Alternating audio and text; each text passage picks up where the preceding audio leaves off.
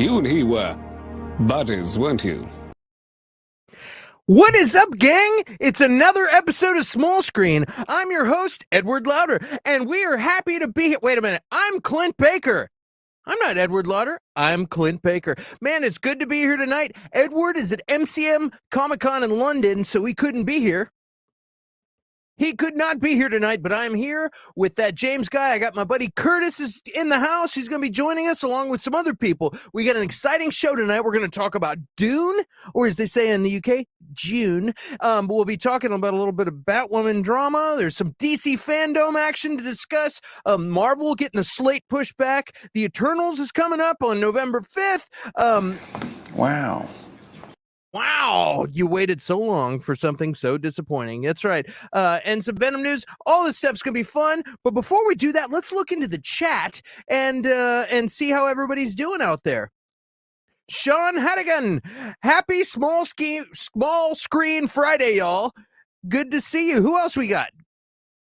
Who else we got here tonight? Kazax is in the house. Good day, Sean Harrigan. Who else?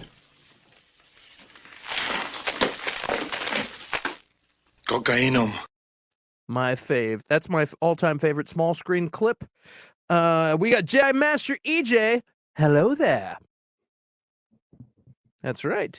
Hello there. Cass says, oh, Clint can't drink in peace. That's right. You're a funny guy, Sully. That's what when I like to when James would play the long saxophone clip. Please don't do that today. But when he did, I would get to drink all I wanted. It was a good time. Oh, we got Reese 75. Edward is probably asleep. It's 3:30 a.m. in the UK. You were probably right, and he's probably pretty tuckered out because it looks like he was having a lot of fun. Oh yeah, who else we got? We got Bobby. Hi everyone. Yeah. Bobby. Yeah. Oh yeah. Hey, you want to get Curtis in the house? Hi, Clint. Hey James, how are you, man? Dude, how was your day and your sleep? I know you're drinking out of your mug, so I know you just woke up from a nap. That's a beautiful mug. That's awesome. That's a good trick. How's your day going, man? It was good. I had a good nap. I was up all night last night. What were you working on, or was it top secret stuff you can't discuss? It was top secret stuff. Ah, I knew it. It means I was slacking. No. Top secret stuff. Cool, man. Any other Clint. fun stuff? There's Curtis. Oh, it's glorious. Yeah. Yeah, I watched because my net was down, so I caught up on Attack on Titan. I don't know if you ever watched that anime, but I have not. Oh, it's fantastic. And then there's second season comes out in January, so now the second part of season 2 or season 4. It's the final season that comes out in January, so I have to wait for that, which is first world problems. But yeah, I know. Oh, it's so. It was funny. I have to do that because then I'll if I wait, it's been I don't know. Man, it's been 5 years since I watched Attack on Titan. So if I forget everything, right? So I have to binge it. It's the weekly shows. There's only a few I can watch because I'll forget what happened last week. There's so much stuff going on. Doom Patrol, I had to make sure when I started this week's episode that I had to go back to last week's episode and see, oh yeah, okay, so I did watch that. Because I don't know if you watched the latest one, but they kind of started off weird and it made you think that I didn't finish the episode, so no spoilers. So I'm a few episodes. I'm maybe 2 episodes behind on that, so I need to get caught up. But I like to binge too, so sometimes I'll do that and then just watch them all at once. Exactly. I get really excited when I find a show the last one was Orphan Black. Yeah, I still need to watch that. It's a great show, and when I found out that she was cast as in She-Hulk, I wanted to see what all the hype was about. So I went and started watching the show. I was like, I'll give it a couple of episodes just to check it out, dude. I'm 3 seasons in. I can't stop watching that show. And there's a lot of episodes. So yeah, I heard it's fun. Amazing. It's absolutely brilliant. Absolutely brilliant. That's right. I forgot what happened as soon as an episode of a show or a film is just finished. I do that too sometimes. Let's see what else we got. We got Kazakh Mirror Universe at that James guy with that beard. Jealous I can only grow a goatee. It's called not giving an F. Yeah. Jedi. That's what it's called. I got a couple of whiskers here. Well, look at that's you in that profile picture, right? Look at that beard, man. Yeah, that's glorious, dude. EJ. Prince Zodiac. Hey, what's up, people? Good evening. It is a good evening. We're hanging out. We don't have. Hello, Peter. Hello there. Yeah, we don't have Edward in here mucking up this broadcast. We can just do whatever the hell we want and just talk about stuff.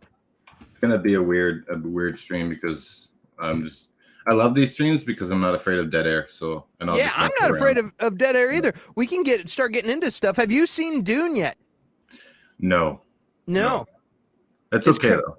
Is Curtis back from the from? Hey, Plum, you see Dune yet? Hey. No, I haven't actually. Okay, we'll get back to you. Nice chair. I'll be back. Curtis, what's up, dude? Not much, man. The whole time we were waiting, and then my dog decided to, when we went live, to start messing with the cords. So you had to take care of business. You're like, okay, dog. Yeah. Yeah. Well, how's it going, man? It's going well. How about yourself? Aloha, sir. Yeah. So have you seen the new Dune yet?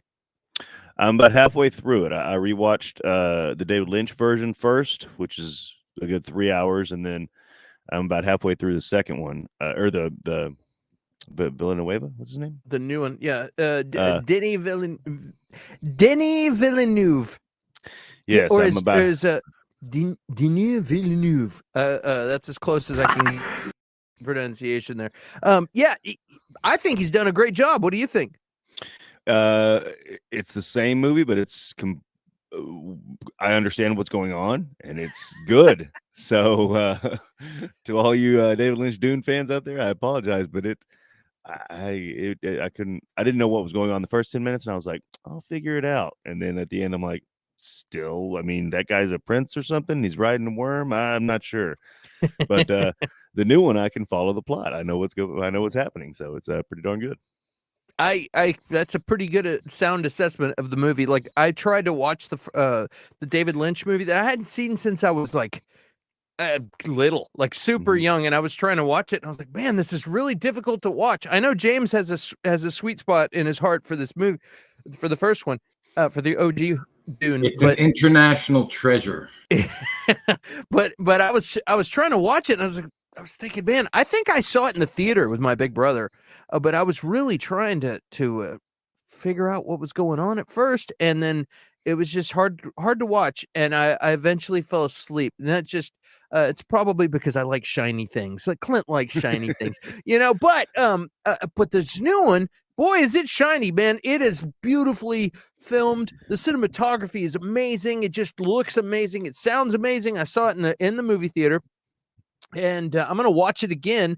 And it, like you said, it told the story that the first one did, but it was just really fun to watch. Mm-hmm. And man, when it finally gets towards the end, it really starts getting good. And then and that's when I saw part one at the beginning of the movie.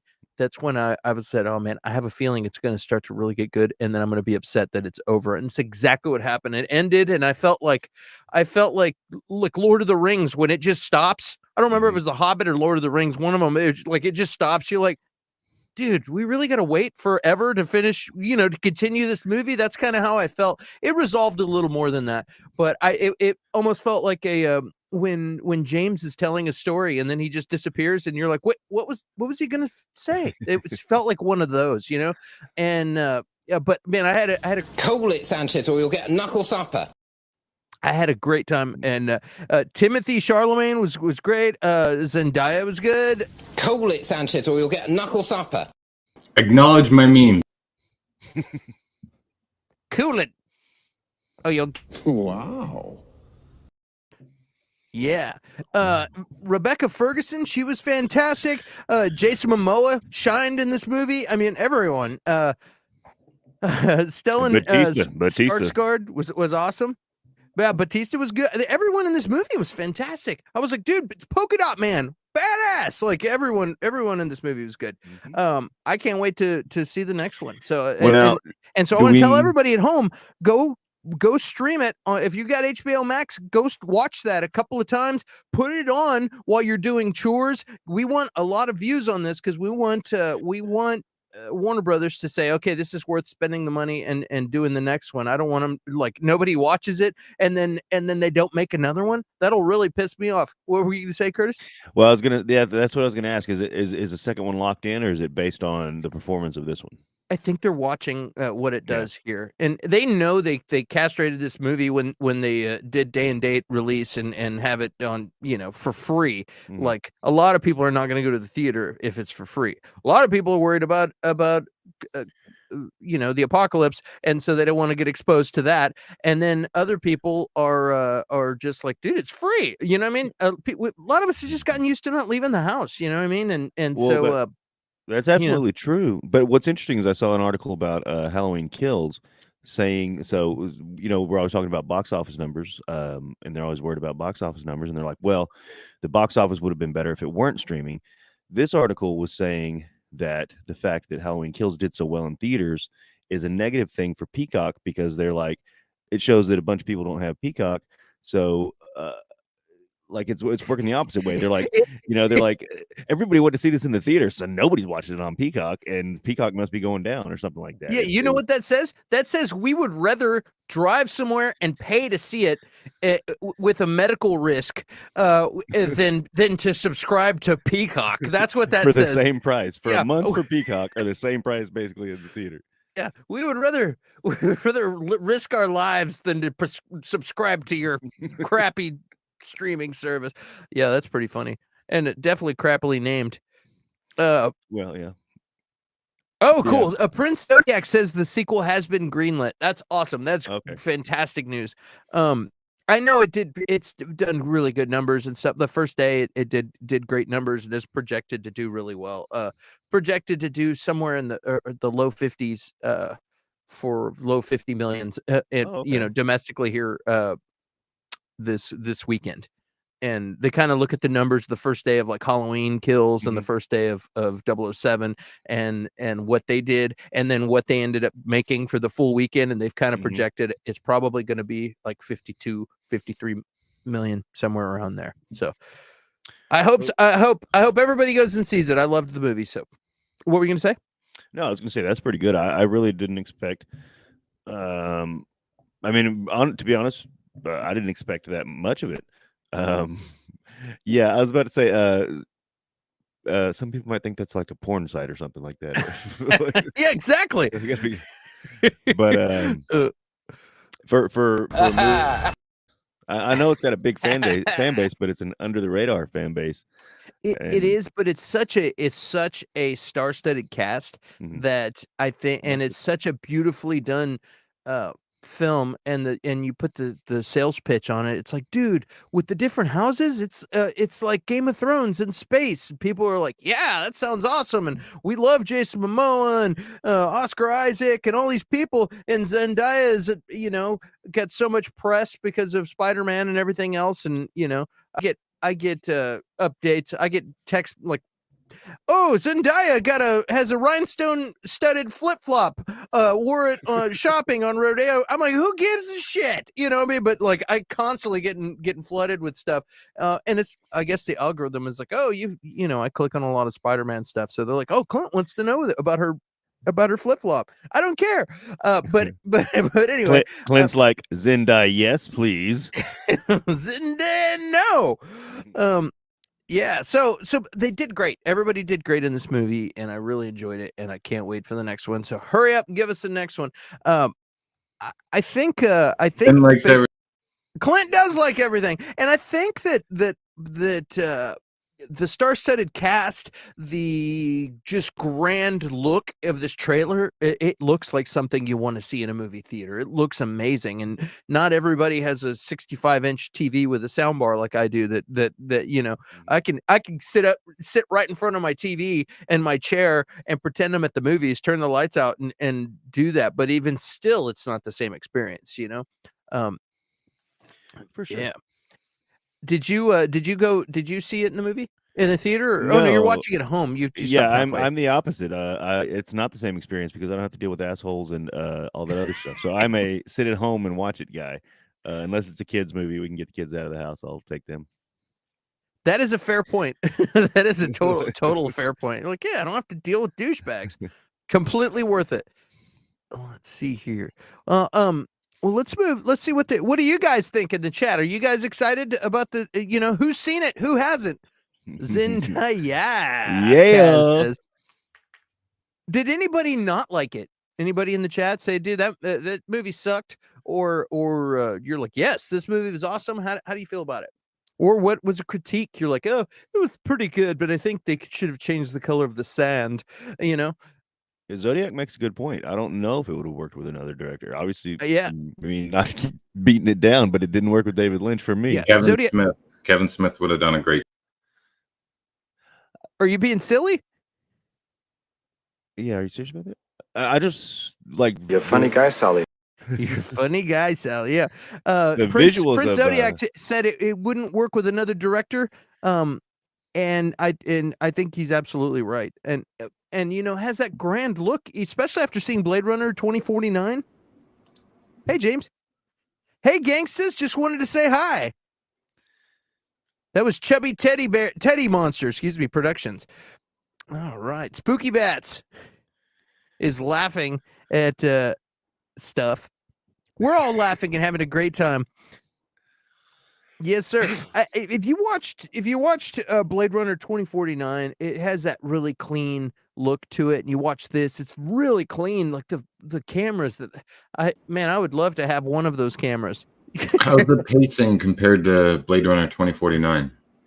It's better. It's appropriate. Blade Runner 2049, after watching the original, the pacing is perfect. When I first saw it in the theater, I thought the pacing was slow, and I go, man, this is a really slow movie. And then I went back and watched the original Blade Runner, which is a really slow movie, and that slowed me down. It's kind of like when you've been driving on the highway for hours and hours doing a road trip, and then you get into a neighborhood and you get off the highway and you start driving, and you feel like you're trying to drive fast in the neighborhood, you know, and it feels like you're crawling. If it's like, dude, I could jog faster than this.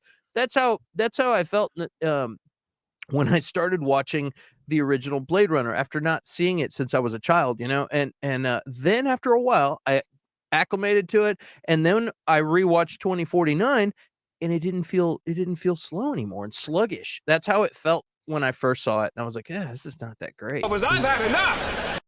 Second time I saw it, I thought it was fantastic. So yeah, the pacing in this movie is perfect. It's better than the original for sure, and it just flows very well. Yeah, I would say definitely the flow. Because I hadn't the pacing. I think it seems about the same as 2049 to me, but this one, the Lynch one jumped around a lot. It seemed, or it would go from they're talking about stuff and they're doing, and then they're fighting each other, and like this one the pacing seems to definitely make the movie flow better. Like the original, I couldn't figure out what was going on like half the time. Yeah. And this one, like, I know what's going on. It's definitely, I would say, a little bit slower than the original, even though the original is longer, I think. But it flows better. The story's told better. It's smooth, you know what I mean? Like, and it's a different vibe, so it's going to be paced different. It's a different kind of movie, you know what I mean? It's not it is sci-fi, but it's a different feel. This is a lot more of an epic sci-fi movie, and it flows great. And it might be too that they knew, or they have more of an idea that they're gonna, like, they went into it planning for there to be a sequel, and Lynch might have thought, I got to cram as much in here as possible and make this movie, or there might be a Lynch cut out there, or something like that. So, yeah. If you're too old to confess you're a Star Wars fan, I give you Dune de Villeneuve. I wonder if Peter Jackson could do a sequel. You know what I mean? I was thinking Del Toro. If anybody could, like, it'd definitely be weirder, but Nope. he could pull it off, man, and it'd be he does everything well. Benicio. Did you say Benicio del Toro? Yes. Benicio, Yeah. the actor? No. Wait. No, Guillermo. Oh. Well, Gotcha. maybe he could. He probably could. He's a very gifted actor. Very gifted. Guillermo. Yeah. I enjoyed it. You guys, you want to talk about? You want to move on out of this and start getting into some. What were you gonna say, James? Yeah, I got a couple clips, Edward at Comic Con, and then we can bring in some other people and then just go nuts. Cool, man.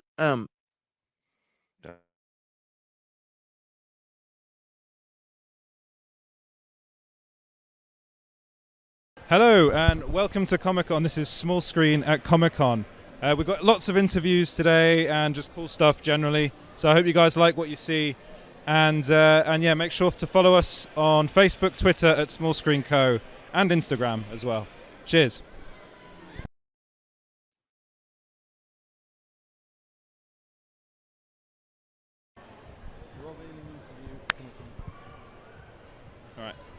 Hello and welcome to MCM Comic Con here in London. This is Small Screen coming to you on YouTube, I think. Are we doing this on YouTube? Yeah? It's producer Freddie in the background. Huh? Yeah, it's my thing, yeah. So, yeah, follow us on Small Screen Co. everywhere. Facebook, YouTube, Instagram, Twitter. And I hope you guys like the show. And see you very soon. Bye. There's Edward in London right now. He's got a couple cool interviews today. Today was a slow day, he said, and then tomorrow will be a big day. And while you guys are talking, I'll grab some more clips and stuff and throw them here. So, but they're apparently because of the pandemic, they're just doing roundtable interviews now. They're not doing one-on-ones. And then even Tom Hiddleston and Sophia from Loki and a couple others, they're just doing webcam interviews. They're not actually going to be there like they said.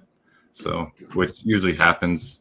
A lot of, if you've ever been to Comic-Con, you know how disorganized. I don't know if you ever worked on one, but they're so disorganized. It's a bunch, like 20 people running around with chickens with their head cut off. So, hoping that people come through. yeah, pretty much. That's cool. Who's he cosplaying as? That's a good question. Matt Berry. Is that what he's doing? Yeah, it's Matt Berry. That's the reason. Was I that enough? Get out! He's Fred Savage's brother from the Wonder Years. Corey Savage. Oh no, it's the brother from. Yeah, I got you. Man, I haven't seen that show in ages. Yeah. Okay, we're gonna bring in some guests and all the other people that said are coming on. Go click those links and get in here. Yeah. Click them.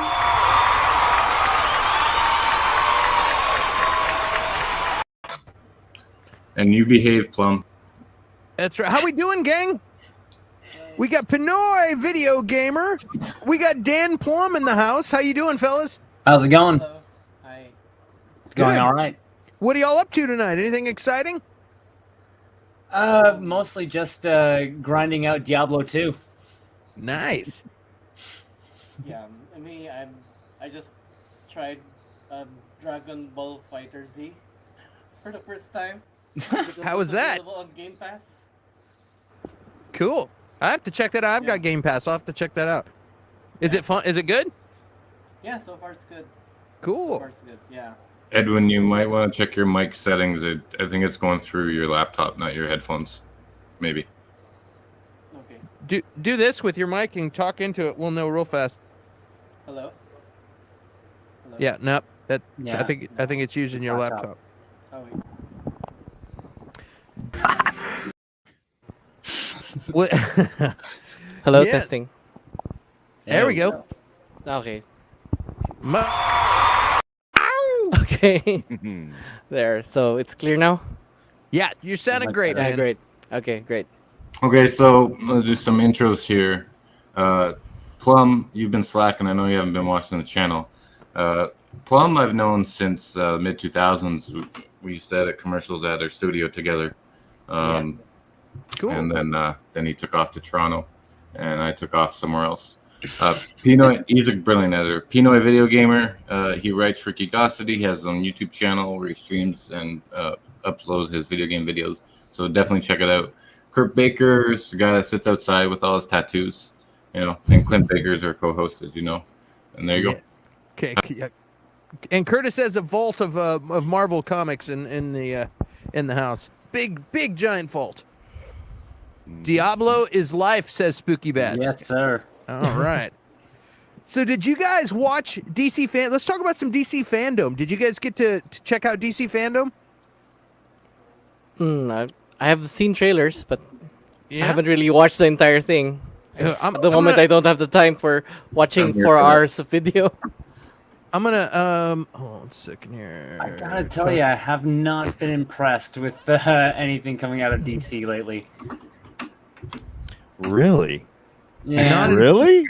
Yeah, maybe it's just that I like DC never got its hooks really deep into me. I've always been a Marvel kid, you know. Well, me too. But I've talked about it before. Rewatching some of the Snyder stuff, I have better respect for it. But just at that time when Marvel was hitting it with each and every film, they couldn't really make anything stick for me, at least. But rewatching the films are pretty good. But I just don't know where they're going to go from here. I don't think they're going to continue the Snyderverse. I don't know what they're going to do. Yeah, neither do I really. Like, what can they do? They can't do anything until the merger happens with Discovery, and even then, it's a crapshoot, Yeah. in my opinion. Yeah. Yeah, I noticed that too. It's that they're really having difficulty. What do they really want to do right now? They're putting things here and there, but not really something solid. Since everything is on HBO Max, nothing on theaters. One thing I can tell you is there was some pretty cool footage of up and coming movies. Like I watched. There's some cool behind the scenes of Shazam: Fury of the Gods. That looks fantastic. Black Adam stuff was cool. They had Pierce Brosnan in there, and he was like, "This is grander than anything, even the Bond films." He's like, "This is crazy, big and huge." It was super exciting to see The Rock wearing a different colored shirt that looked exactly the same when he was like. DC will never be the same, but he was a dark shirt this time. I'm like, Did you notice that they cut away to like the wide shot and dubbed some lines over him? I didn't. Really? Yeah, they cut out to like when he said something about Lot and Store. I think he was going to say something else, but they had to cut it out. Oh, that's so there's funny. a lot of weird stuff where they didn't reveal a lot of stuff. I think because the merger's going through. Black Adam, man, I was disappointed with Black Adam. Completely. It's like we got the opening shot and he flew and he got shot at, but I want to see him flying through the air and punching some superhero people. Dude, you got to put your socks on before you put your shoes on, man. It takes time. But we've been putting our socks on for like 5 years now with this movie, man. Yeah. Like, you can at least show us like something. I will agree. It was cool that they introduced Justice Society at DC Fandome. That was awesome, and I love Pierce Brosnan, so I'm completely sold. And the Flash trailer pissed me off because we all know he's going to be in it, and thanks for the teases, but at least show the Batmobile. Like, come on, Yeah. why not show the Batmobile? We all know what it looks like. We've seen it. We all knew what it was. It was a teaser. And what bothered me more is what Ezra Miller was wearing. I'm like, what are you doing, dude? Like, I don't know. He looked kind of weird. But I was like, hey man, throw a Flash t-shirt on or something. I don't know. It was like I was like, gosh, like anyway. But yeah, he didn't seem very excited. It was like, you get the Rock's in there, he's selling something. He's like, all right, guys, this is gonna kick ass. We're gonna be the best. Ezra Miller seemed bored. He's like, another one of these. And I Please don't hit me with a lawsuit. That's what he's thinking the whole time. And I gotta correct myself. For the record, I'd said that this was the third Fandome. It wasn't. It was the second. It just feels like it was a long time. And some people are like, what was the point of this thing? And I started really thinking about that. And I remember what the point of the first one is that we were all on lockdown and we couldn't go to Comic-Cons or anything. And I think they were filling that need. People really wanting stuff. They're like, we're going to take advantage of the internet and make this con in people's living rooms. It's going to give a little relief to people during this weird time. And that's what the point of the first one is. And then they're like, okay, I guess we're going to do this every year, virtual con. And so they did this one. I feel like they didn't put as much love into this one as they did the year before. But, you know what I mean? It just kind of... Definitely weird, man. It was. A lot of people are saying it's because of the merger. I don't know. Tell me more about DC. Sorry, but DC still doesn't know what they want to do. You know, it seems like they don't have their ducks in a row. And I didn't watch the actual stream. I'm going to watch it this weekend. But I watched the trailers. Did they have anything on Doom Patrol at all? No, I didn't see anything on Doom Patrol. And here's another funny thing that I heard on another show. But they released, I think what is it, season 8? Or what the last season of The Flash. Yeah. They released the trailer for that 2 days after Fandome.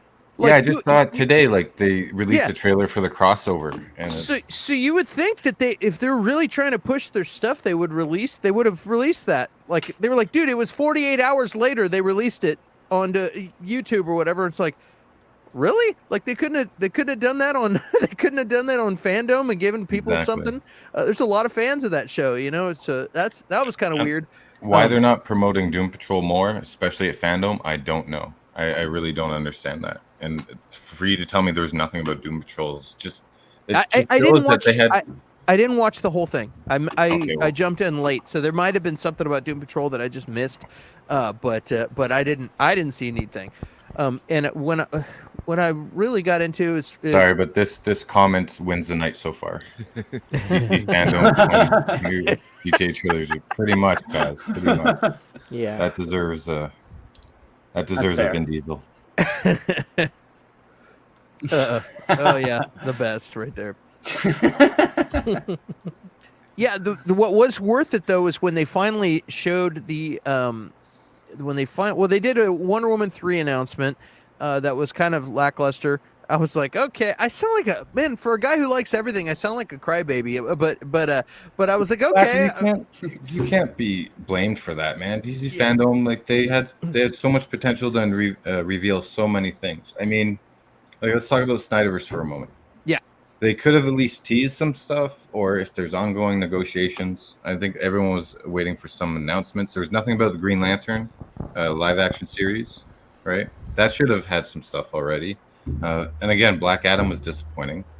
Like that little tease, that could be for any kind of film ever. You know what it reminded me of? The opening of Suicide Squad. David Ayer's totally. Squad. It'd be funny if they just they were like, hey, we've got Black Adam. Here's some behind the scenes footage, and it's like behind the scenes footage of Suicide Squad, but they just put it in there, and then have Pierce Brosnan talking. Like, it's great. Photoshop Dwayne Johnson's face over the Enchantress doing that dance. But I can tell you the Batman trailer was really good at the end. Of course they put that last just to save the whole thing, because everybody leaves with a good taste in their mouth. You know what I mean? You walk away from it and it looks really good. The I had a problem with that trailer. Sorry. Of course you did. What's your problem? I did. Because I'm not a huge Batman fan at all or anything. Yeah. It was the editing, and for me to say that. But I'm tired of. Okay, so if you make a trailer and you want to cut punches or action beats to the music, that's cool. That's awesome. But I don't think Batman is like the vehicle to do that with. You know, it kind of took me out of the moment.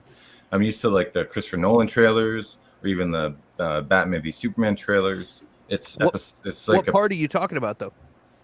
The whole trailer. Like if you notice, it's like it's all cut to that song, and every time there's like a drum beat, Batman punches or some action hit happens, and that's really cool. But we don't need that for a Batman trailer.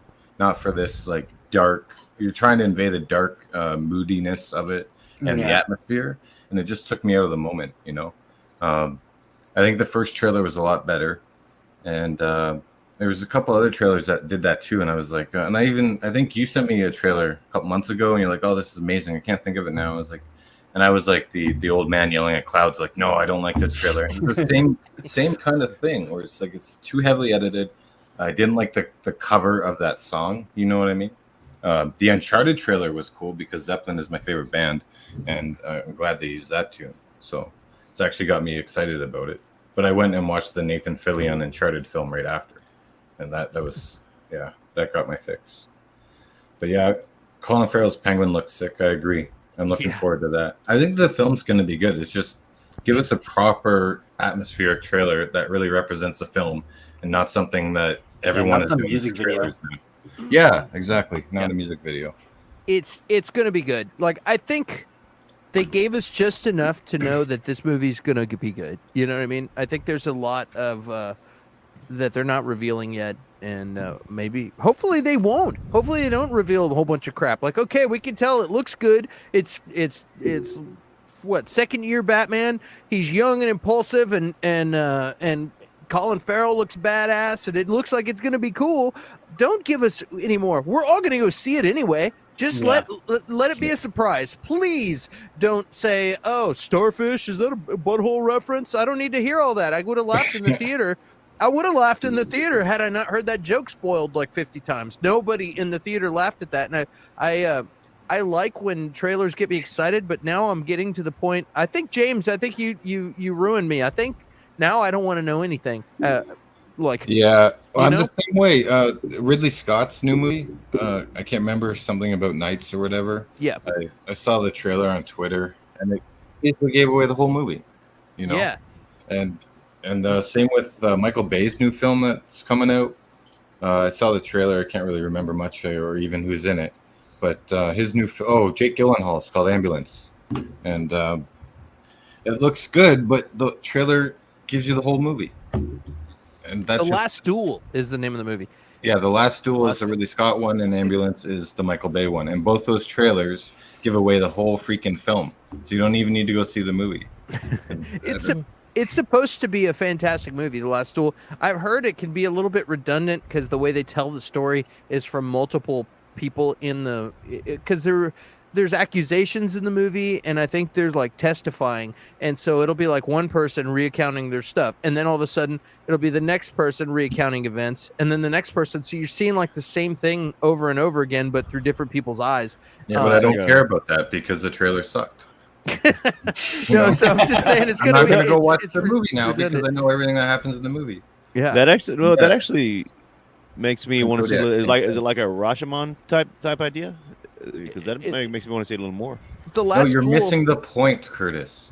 The trailer gave away the whole movie. I didn't see the trailer, James. But I didn't watch the trailer, and it'll tell you if it's like Rashomon. Well, I didn't care about the movie before. Now I want to know. Now I'm interested. But yeah, this is like a historically based movie, and this guy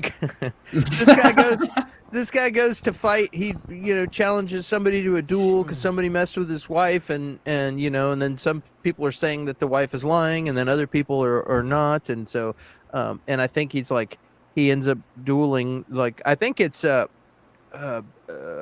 Matt Damon ends up like dueling the super badass knight, kind of like if you're standing up for your lady, and it's a big deal. If you just watch. Boring. Yeah. But they only showed one version of the movie. There's 3 versions because there's 3 different accounts, James. So there's still more movie to watch. You only saw 30 minutes of it, and there's still another hour. Oh, that reminds me of when The Amazing Spider-Man 2 came out with Andrew Garfield, and they put out so many trailers and TV spots. A YouTuber took them all and edited them all together and had like 40 minutes of the whole movie. So I just watched that, and I didn't have to go see the movie at all. That's awesome. You just reconstructed it. Pretty much, yeah. There's some other good movies too, like French Dispatch. I can't even say it. French Dispatch just came out. That looks like it's going to be awesome. Does anybody else hear that? Yeah. Is that Curtis? I don't know. Hold on. No. Anyways, that's somebody's phone talking and causing interference on their. I watched Cop Shop the other week. How was that, man? Finally, oh man, it was awesome. It was a lot like Assault on Precinct 13. It was a nice twist on it though, and it's good to see they're still making movies of that genre. It had a nice 70s feel to it too. It's a new Joe Carnahan film with Frank Grillo and Gerard Butler. Ooh. Oh Yeah. no, I do know what you're talking about. I just had zero interest in it, but Oh now man, now that you're saying it's like Assault on Precinct, I mean, not to be me, I didn't really. Did you see the trailer? Did you think it gave the whole movie away or something? Or No, I just like that's what's weird. I want to go in not knowing things too, but for the movies that I really enjoy, I can't stay away from the trailers. For the other stuff, I'm like pleasantly surprised because I don't watch the trailers because I don't care about it. Like the Marvel movies, I love, but I won't care about spoilers. You know what I mean? Same with these, especially in the field that we work in. You have to get the spoilers, but there's certain things that I'll make sure that there's no spoilers at all. And one, like I watched the trailer for Cop Shop. I'm like, that's good. It's a good trailer. That's all I need to see. Doom Patrol, I won't watch any promos, partly because they don't have the same team as they did in the first 2 seasons doing those awesome promos with the really sick beat. And then when I was catching up on Agents of S.H.I.E.L.D., I said no spoilers. Even though it was out for 2 years, I still was blind, you know?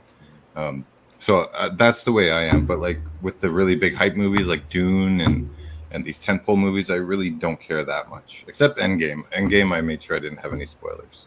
So. Yeah. The Marvel movies, it doesn't bother me that much. They don't seem to they don't blow the secrets. You know what I mean? They manage. They're very tasteful. I guess Feige's like, all right, we're gonna give him enough to make him water at the mouth a little bit, but we're not gonna ruin it.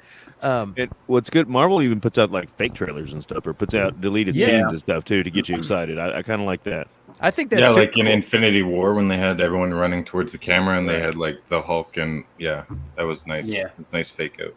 And they'll have certain characters that are not in the scene and stuff. Just they don't want to ruin it. They don't want to ruin it. I think that's pretty awesome. Yeah, in my opinion, that's the best way to do it. I mean, it's been a growing trend over like how many years has it been since there's been just a 1 minute teaser and that's all you need to see.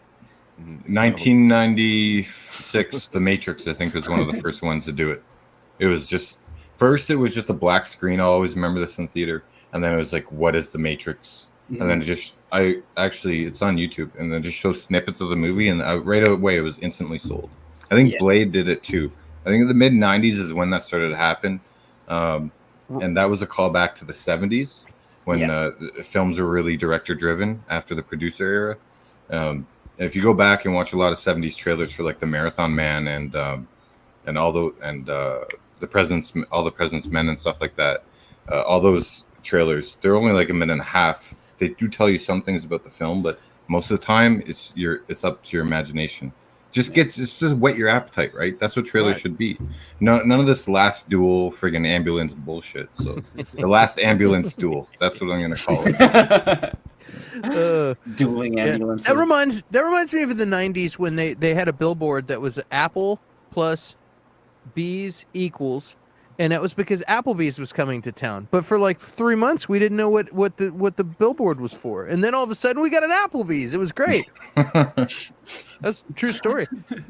Honestly, Steve, he says some people won't read these massive tomes called Dune books. They can be spoiled. Yeah, but I don't know. It's Prince Zodiac's right. It's been out for a really long time. What are books? Oh, Books. You're such a millennial, man. Yeah, it's fair game. I mean, if the books, it's like Lord of the, it's like Lord of the Rings, right? When it was the people that didn't read the books, so they're gonna get spoiled. But I mean, spoilers are kind of fair game in that it's been out for the books have been out for 50 years or whatever. So Yeah, it would be. I was actually daydreaming about that. I'm like, what if? I was like, what if? What? Because I had seen the David Lynch version. I'm watching this movie. I'm like, what if Oscar Isaac's character doesn't die in this? Like, what if they like changed the movie? And it would be really weird if like, what if you watched? Thanks for the spoiler. I completely forgot that character died. Yeah, and he's got a tooth. You know, he's got a tooth. Dude, whatever, dude. The book's been out for 100 years. If you don't know that, it's because you don't read. Yeah. Oh, hi, Pinoy.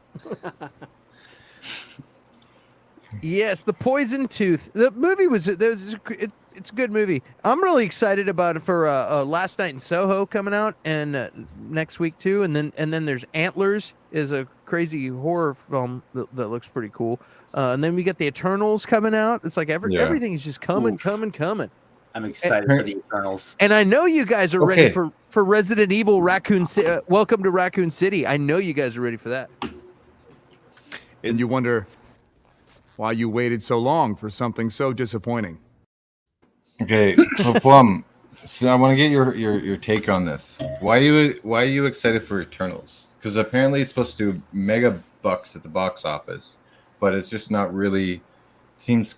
I think I'll enjoy it. It could. Hopefully, it surprises me, but I think it's just going to be like. To me, it seems like it's a weird start to the next arc of Marvel films. I'm excited because of the doors it's going to open for. Basically, the storylines that have to do with the Eternals. Like they're probably going to be getting into the Skrull. They're probably going to be getting into the Deviants and all that stuff.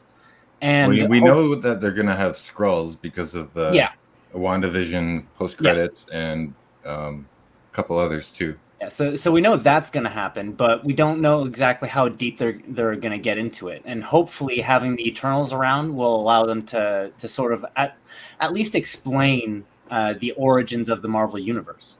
Oh, right. Yeah. Do you think it's faithful to the Kirby representation? Speaking of Kirby, I got to send Vince the link. Darn it. I gotta tell you, because of this trend of just giving away everything in the trailers, I haven't watched a Marvel trailer since I think Iron Man 2. So I just found out that Eternals was coming out, and I just started licking my lips. Sorry, say that about Iron Man 2 again? I haven't watched a trailer for Marvel since Iron Man 2. Oh, okay. Wow. But I have been watching it religiously. You know, as they come out. Jack Kirby got credited in the movie as the creator. Oh, for sure. Yeah. I remember when Vince was on the show a couple weeks ago, Vince Rodriguez, and he's a huge Kirby fan. He's saying that like they Marvelized it, like Edward was saying. It's not really like up to, but that they do have to update it. But they have to update it, and they have to sort of make it kind of match like the style that they're going with. Like it's not like they can make it feel like a Jack Kirby drawing, you know. But I think they're going to change it a lot. Like if you think like the Eternals are not a big known group. No, they're not. And look what they did with Guardians. That was not Guardians of the Galaxy. It ended up being great. Thank goodness. It was a great movie, but that was completely different from Guardians of the Galaxy stuff. I think they're going to kind of do the same with the Eternals. I mean, same general idea, but they're going to switch a lot of stuff around. They'll Marvelize it. Yeah. Yes, what do you think they're going to do, Curtis? What's your take? Well, I think they're bringing them in to introduce the mutants, because the comedy comes in threes. That's the old school. That's what I think they're introducing them, but and then they'll reuse some of the characters here and there. But as a team, I don't think they're gonna go deep in depth with the team and keep them running or anything like that. I think it's gonna be kind of one-off and right. Yeah, like definitely Icarus, the main character. They're probably gonna keep him around and be him like a Superman character. Yeah, and apparently this sets up a lot of Black Knight stuff too. I think it might be too expensive to keep the cast unless they signed on for 3 films. You know, I'm not sure if they signed on. The Black Knight, Kit Harington from Game of Thrones. Yeah, they're gonna like. He's gonna be. They're trying to groom him to be like the next Captain America. Oh, okay. I thought you were talking about the Marvel character, the Black Knight. Yeah, that's who he's playing. That's who Kit Harington is playing. Jon Snow plays him. I thought he was playing Icarus. No. No, that's the other. That's his brother. That's the other Stark.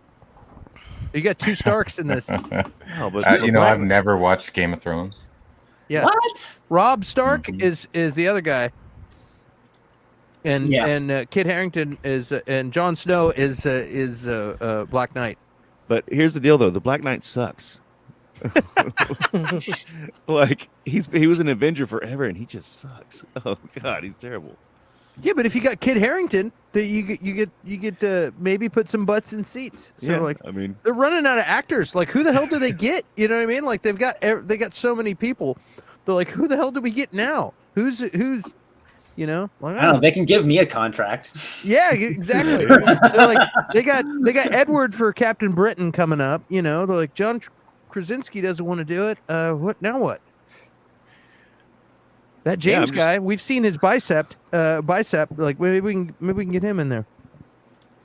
I'm just sitting here talking to you jerks. I mean, come on, throw something at me, guys, and let's go. Me a bone. Apparently, I'm supposed to be Wolverine or something. We got a super chat. Thank you very much, VKG. I want to see some memes. Wow. Oh, is this where I'm supposed to say, what is all this about? And he says, shut up, I asked the question. Yeah. What? Oh, man. You lie! Okay, any requests from you guys? A meme request? Shut up! Shut up! Shut up! I'd like to see the The Edward what? Cocainum. Edward Cocaine? Yeah, man. It's the creepy one. Yeah, let me find it here. Where the hell did it go? Пошли. Все вместе. Какие ваши доказательства?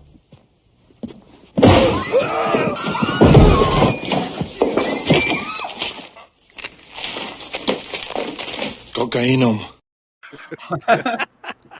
Oh, that's a good one. And I do think that moving forward, there's more opportunities for us to do things like this. And really, it's like, fuck it, you know? I mean...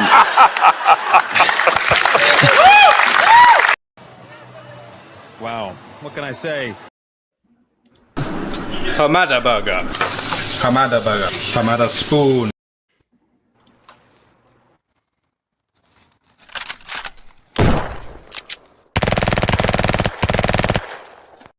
That's also a good one. Classic. Yes. Well, I don't know about you guys. I'm excited to see Eternals. It looks like it's gonna be fantastic. And everything I've heard of the reviews of it and stuff from press has been great. People are loving the shit out of it. Yeah, here's a Star Trek meme for you, EJ.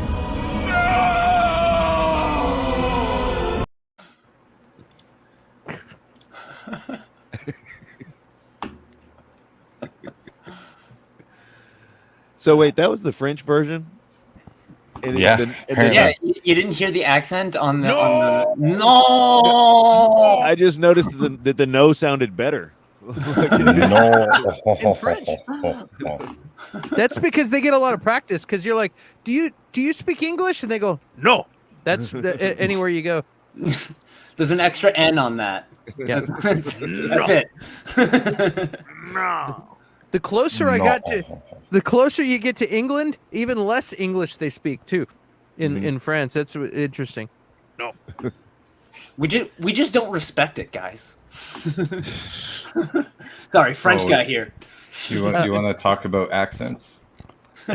Actually, I have a French story for you, James. Real quick okay, one. let me do the accents first. Okay. No, but actually, what I know that if it does feel like this is me kind of shitting all over Amber Heard, but I will say one thing about one thing about that nightmare sequence. One thing about the nightmare sequence. I'm not shitting on you. She might shit on your bed first though. She's terrible in that scene. She's terrible in it. And what I will defeat all people, and then she's going around with 2 bloody boxes of water. I'm like, so you're only useful if you carry around 2 bloody boxes of water in a fucking nightmare. But she's wearing the shit out of that suit though, son. Yeah, that's not an excuse. Her character in that scene is useless. I'm talking about the extraordinary consequence. That's harsh. Talking about the extraordinary consequence. So years ago, when I was waiting tables years ago, and I went to I went to France, and all over Europe actually. But we were in France, and we were in Calais, which is like right next to England. So like the last place right before you cross up into England, and everywhere we went. And there's a thing where they're like, yeah, the French, they don't like Americans. They think you should try more, put a little effort into learning their language and stuff. And so anyway, so everywhere we went, we would sit down to eat, and the guy would come over and put a thing. He would hear I was American. He was like, oh, and go over and he'd get ketchup and slam it down on the table. And I'm like, I didn't ask for ketchup. And then I'm thinking, do you think he's making fun of me? Like, oh, my primitive American palate requires ketchup. This guy's making fun of me. And my girlfriend said, you're crazy. We went to another restaurant later. Same thing. Everywhere I went, Calais, they would put ketchup on it. And I asked this guy, I was like, dude, is this guy messing with me? I was like, and I feel like they know less English the closer I get to England. And this guy laughed. He's like, mate, he's like, we've been fighting with these guys for years. He understands you. He just doesn't want to play ball. And I go, oh, okay. And so I come back to home, and I'm back in the United States, and I'm waiting tables, and I get a French table one day, and I'm like, I'm like, hold on. And I run and I went and got a bottle of ketchup. And I go, hey, guys, I've been to France. I'm cultured, and I know how your customs are. I know that you like ketchup at the beginning of your meal, and that's typical. So here's your ketchup. And I slammed it on their table. And the guy said, but we are from Quebec. And I'm like, so I'm just an asshole. That's all it is.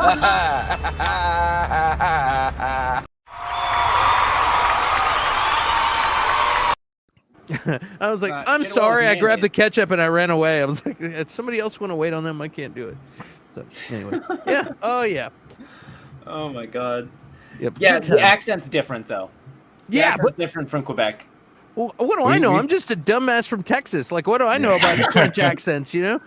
We've had this discussion on the show before, because Edward's from, he lives in Paris, but he's from England, Plum. Oh. And we've had this discussion, apparently, because you know this, a lot of people in France, they think that they look down on the Quebecer accent. Yeah. Oh. Yeah. They call it's a travesty. Yeah, it's a travesty, but you know what? We're speaking a language that's far closer to the origins of French than they are. They've got all these years of like improvements in slang that we just didn't care for. We just co-opted English words into our version of French. Like any language. We don't have slang. We have Anglicisms. Oh. Yeah. It's a small difference, but difference all the same. Wow.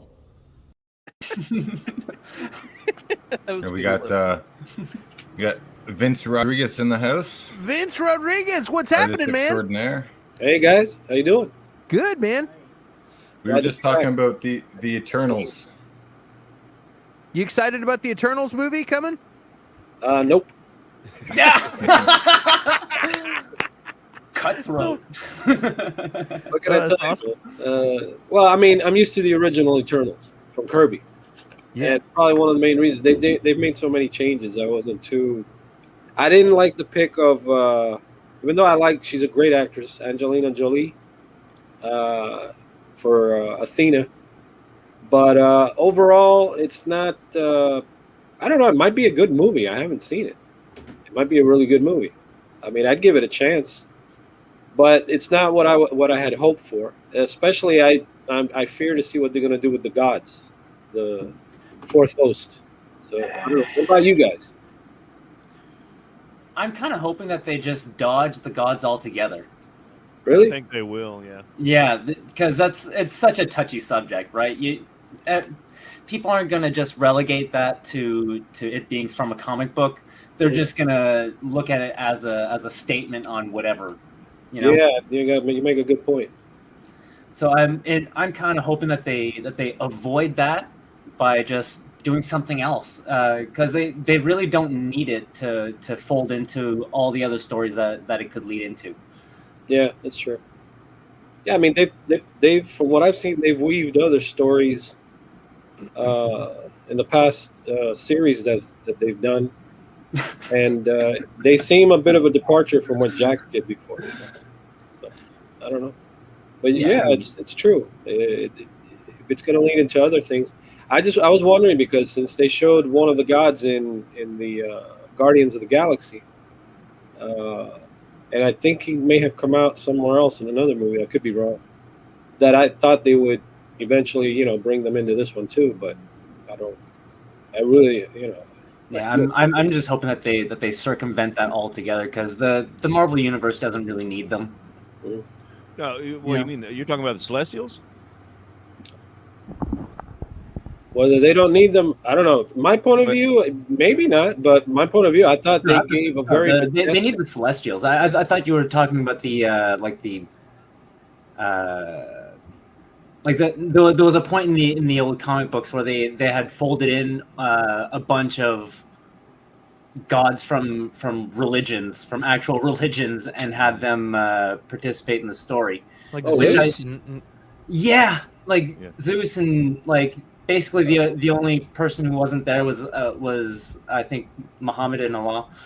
So yeah, it was this thing that I thought was something to avoid in the future. Do you mean was it in the original Kirby series that they brought in Zeus? No. No. It was later on. Yeah. I mean that's interesting. I saw the gods as something completely apart, from everything. Even though Jack used whatever combination of things to come up with them, but I thought they added a very I don't know what word to use for this. The Eternals felt very majestic in Jack's take. I don't see that with any of the other following series that came about afterwards. If there's something that Jack applied in his story and approach, that to me is very different. And in these other series, I found them lacking in that respect. But teach his own, I guess. No, I think you're right. Sorry. To use an overused word, epic, I think would be the best way to describe Jack Kirby. He has a lot more grandeur than I think what the film is portraying to. Go ahead, Curtis. No, I was just going to say, I think he's right, and that's why I'm kind of I was surprised when I heard they were making this movie, because it's such a grandiose story, and it's almost, I mean, it could be self-contained. They and even fitting them into the regular Marvel comics was tough at first. Getting them to come in and deal with the normal Marvel problems and stuff like that. Right. And the comics was tough. So getting them to be the movie, and then deal with the regular MCU Marvel movie verse or whatever it is. It's going to be tough to do that too. So I'm excited to see it because I want to see what they're going to do with it. I think you're right. It's not going to be Jack's vision. I think they're going to do a lot different, in my opinion. But who knows? But I think it's going to open a lot of doors. I've heard that this doesn't look like a Marvel movie. Like this movie, they're saying, this doesn't look like a Marvel movie. It looks like a Chloe Zhao movie. It does look epic and grandiose and larger than life. So I haven't seen it. Of course, it's not out yet here, but it'll be out next week. But I've heard some press that have how seen does it look epic and grandiose when it's just all we've seen is shots of them on an island? Right? I'm talking about people's reviews of the movie who've seen it. I got you. My bad. Yeah, it's a very nice island, though. I mean, it's a. I mean, there's still shots from space. They don't just show the island itself. There's a lot more in the trailer than You lie. No. There is one shot in the trailer in space. Wow. Now you don't have to see it. You know, there's a shot in space. I've seen it. I don't have to go to the movies now. I'm not watching that. You know, as far as the current directors, I would have loved to have seen. I have a hard time pronouncing his name. The guy from Dune. Oh, Denis Villeneuve. Yeah. Villeneuve. There you go. Yeah. I think, especially, I saw Dune and I loved it. I thought he was perfect for it. Yeah. He was perfect. Everything I've seen they look similar. I mean, it looks clean like that. You know, it's like really clean and huge. Hopefully they use the same cameras and cinematographer. I don't know who they used. Yeah. Everyone pronounces that director's name wrong. say it right for me. I know that Edward says it properly. Dennis Villeneuve. Dennis Villeneuve. It's Denis Villeneuve. It's Denis Villeneuve. Denis Villeneuve. Come on, bring it on. Denis Villeneuve. Another director great was you son of a bitch. What's his name again? The guy who did Thor 2? The director of the second Thor? You son of a bitch. Say that again, Vince. You're talking about Thor, the second Thor? Yeah, Dark World. The look of that movie was really good for the Eternals, I thought. At least the production style. That's all I think the director would have been great too. Kenneth Branagh, yeah? Yeah. He did the second one? I know. No, he did the first one. Alan Taylor did the second one. That's right. Oh, okay. Yeah. He's the one. Yeah, Alan Taylor. He's great. Huh? Alan Taylor is hit and miss with me, Vince. Like he did Terminator, was it Genesis, or he did one of the Terminator movies that didn't do well. But he's done some really good stuff. I think he started out as a director on Lost, to be honest with you. Really? Yeah. That's a beautiful island. Lost. Yeah. Honestly, Vince, if they were going to make the Eternals work like the way you're thinking and the way like for Jack. Oh, sorry, sorry, Curtis. Before anyone corrects me in the comments, he started out on The Sopranos. Okay, go ahead. No, they would have to have their own self-contained movie first. You know, like before they'd have to introduce them in their own movie first if they wanted to do it like the comics. And I mean, obviously this isn't that. And I don't that's why I think they're going to depart fairly quickly. Besides like characters and stuff like that, and certain other things, I don't think it's not going to be what Jack stuff. No. That doesn't surprise me in today's That's what I think. No, I agree with you. I think that's probably what's likely to happen. And if you guys ever see Jack's series, he never really touched on the Marvel universe. I mean, the Hulk showed up at one time, but it was a robot. But so he kept everybody away, and you really didn't see anybody from the Marvel universe. It was pretty much self-contained.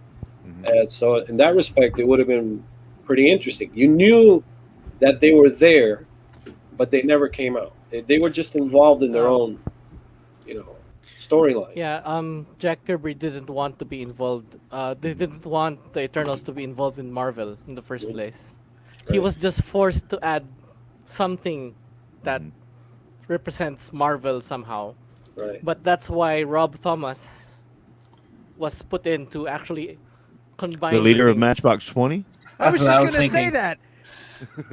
Like, slap his testicles.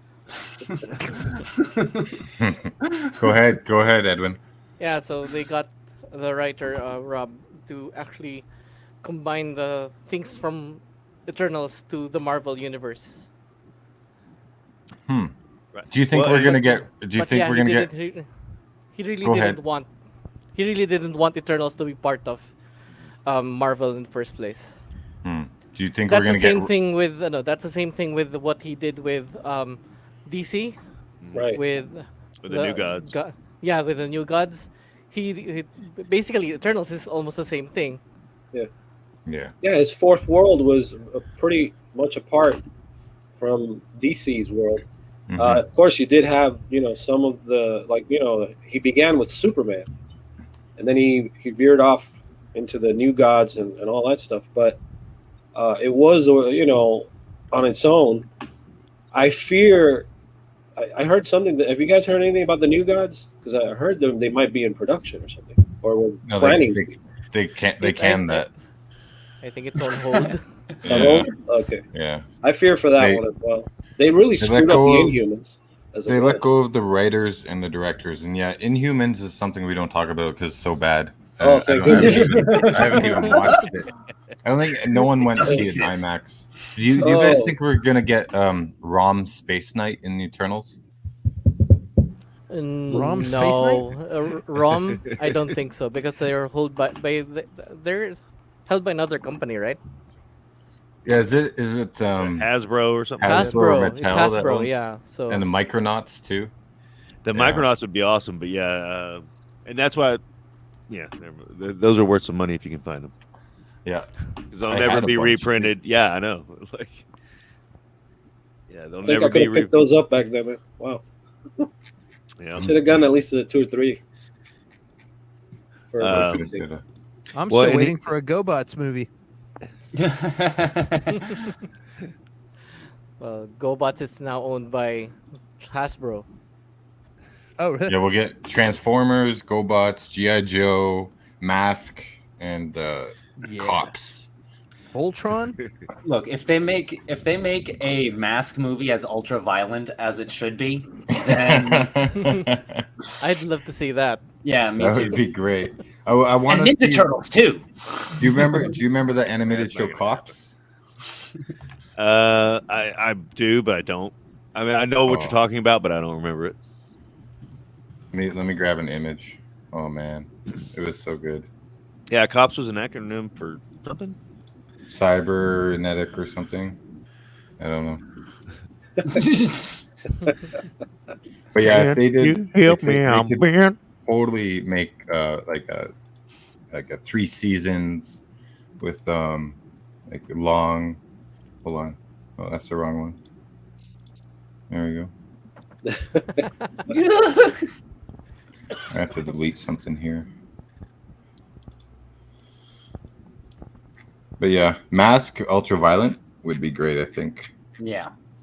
And not to be a stickler about the Ninja Turtles thing, but I would really love to see Leonardo just tear his way through the entire Foot Clan like he did in Body Count.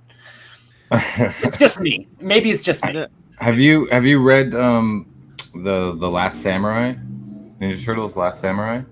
No, I have not. If they made that, sorry, man, I'm trying to multitask here. If they made that like a live action film, I think that would be really, really good. Because we kind of got screwed with the Michael Bay, iteration. So I think it's a bit too late though for the Ninja Turtles. They're pretty much co-opted as a children's brand. Yeah, I was about to say that's not gonna. I'd like to see it too, but you're not gonna get a violent. Yeah, you're right, Curtis. Like it's like saying, what if we had Inspector Gadget kill everybody? That'd be fucking awesome. It would be awesome. You're right. It's not gonna happen. Amazing. Inspector are you Gadget also going completely fucking crazy? Yeah, just like, you want to see what I can do? Like, and he puts Iron Man to shame. You know, we'll put Inspector Gadget and Machine Man together, go on a rampage. There you go. There you go. See, an Inspector Gadget porno. Boy, that's scary, man. No thanks. Whole nother realm right there. That probably already exists, but there it is. No doubt. You guys remember that? Rule 34. I do. That's what I mean. I remember it, but I don't. Like I couldn't tell you what it was. Oh man, that's the happiest looking cowboy I've ever seen. Right. The main guy, his whole shtick was that thing on his bracelet, on his wrist is like it's basically a bionic commando arm. Yeah, it would make a really good film, I think. What about live action Thundercats? When are we gonna get that? They've been talking about that for a while. I think Cats ruined it. Well. I think the Cats movie ruined any iteration of anything that involves any sort of like cat overlay on any actor. The recent cartoon really messed it up for me. Oh yeah. Oh yeah. The Why is that? recent cartoon that looks like that cartoony looking character thing that Thundercats was. It You didn't like the weird art for style? me. Huh? What? You didn't like the art style of the animated, the new one? Yeah, I didn't like the art style of the new one. I didn't know they redid wanted it. the anime version thing. I like Yeah. that one. Yeah, that one that was would be good. sweet. I like say the one. Samurai Pizza Cats live action. Yes, for sure. We need that. Yeah. I like Thundercats from 1985. Oh yeah. Oh yeah, that was good. Yeah, that was Yeah. really good. Those are pretty fun. I had a friend of mine who spoke to the creator. Ooh. About, I don't know, 4 years ago or something like that. Because my friend likes to cast the action figures and stuff, and he makes custom, suits for them. Yeah. And I think the guy was trying to push the series again, or the lineup of dolls, action figures. But I don't know what issues he was having at the time. I don't know if he ever went through with it, or he was like, I think he was really ticked off. He got into some issues with the people who were doing the stuff for him. I don't know if it was the cartoon. I mean, I could be wrong. My memory kind of foggy on that, but I think something like that was going on. I have to talk to my friend. It'd be interesting to get the details on that if he remembers. Well, it's interesting too that it hasn't had the resurgence that stuff like He-Man and Ninja Turtles has kind of never gone away, but like the Thundercats hadn't had the resurgence that a lot of other nostalgic shows from when we were kids did.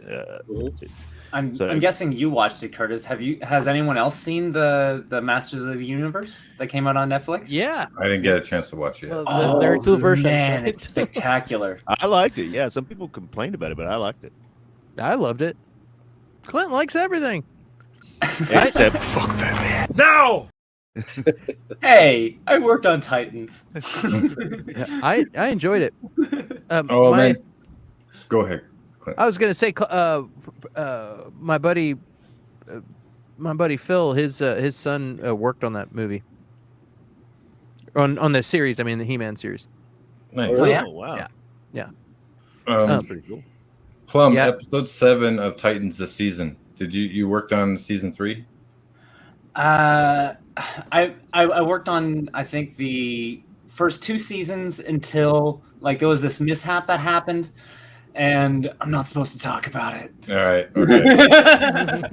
There's they go to the diner where they introduce Lady, what's her name? Lady Gaga. Okay, yeah. No. They introduce the character, and that diner. See, every time I watch Titans, I'm kind of taken out of it because I'm like looking for our old studio or where I used to live, or like that diner I used to go eat there all the time is up by my parents' farm. The first episode of Titans, you see Burlington Street, and then an HSR bus comes up, and then in the bottom left-hand corner says Chicago. I'm like, no, that's Hamilton, Ontario. What are you talking about? Yeah. But do you watch Doom Patrol? Did you ever work on Doom Patrol, Plum? No, sorry. But And honestly, that's in Ontario, right? I worked in locations, guys. It's not like I have. I know, real information. But I'm trying to figure out because I think Doom Patrol is shot in Ontario too. Like I know you worked on October possible. Faction and The Boys, because I do see a lot of. I did Flambeau and stuff. I did get to stand outside the donut shop for about a month in the cold. That really sucked, but it was well worth it to see the basically the final scene shot in there, which was Yeah, that would have been fun. Fuck, it was sweet because they lit the place up. Squibs everywhere. The series looks good. I mean, I haven't seen it. I've seen the previews and stuff, but it looks really good. I mean, For Doom Patrol or Yeah, for yeah. Boys? Yeah, Doom Patrol is absolutely amazing. I'll swear by that. I think it's better than Titans, and Clint and I can argue about this all day. Oh, I But, think Doom Patrol is better. I just have been enjoying Titans a lot. I gave up after 7th episode this season. I'll probably watch it, force myself to, but it just gets so boring. There's we talked about. It's Go not. ahead. It's not boring. They're doing all kinds of. They're doing a fucking Mexican telenovela. Basically, they're doing like it's which I grew up watching those with my folks and stuff. But it's like it's the most outlandish stuff, and I feel like they don't even have any dialogue. Like they.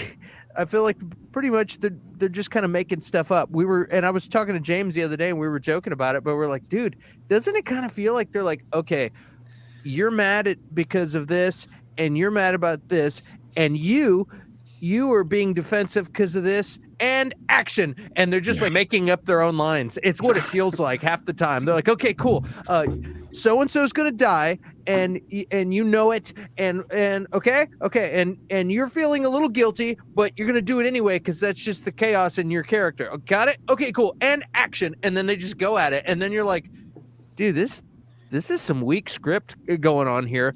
And then, but the guy still gets killed. They're still like, no, and it's over the top. And then you have these story arcs going where you're like, what?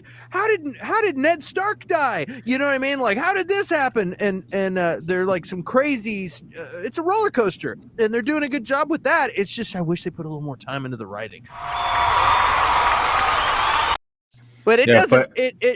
But it's fun. It's fun to watch. It's you know, you're not going to show it to your film class. It's like, guys, this is how to make a show. But it's fun to watch.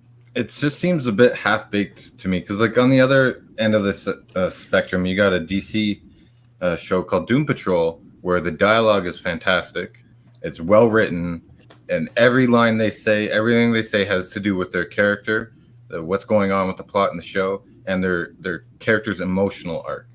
Most times when you get like a show, it doesn't even have to be a superhero show, where things slow down and then the characters have to come to terms with where they are in their life and with all the problems they're going through and work out their issues, that gets boring. But Doom Patrol, it's every episode is like that, but it just really builds up their characters more, and you can become way more invested in the show. Like, that show hits me in the feels every time I watch it. Every episode, somehow it does that.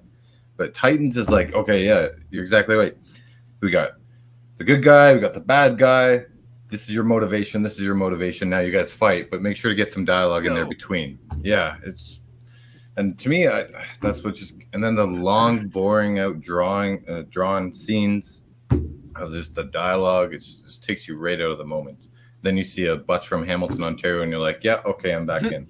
So, well, you know, yesterday I was going through IMDb, and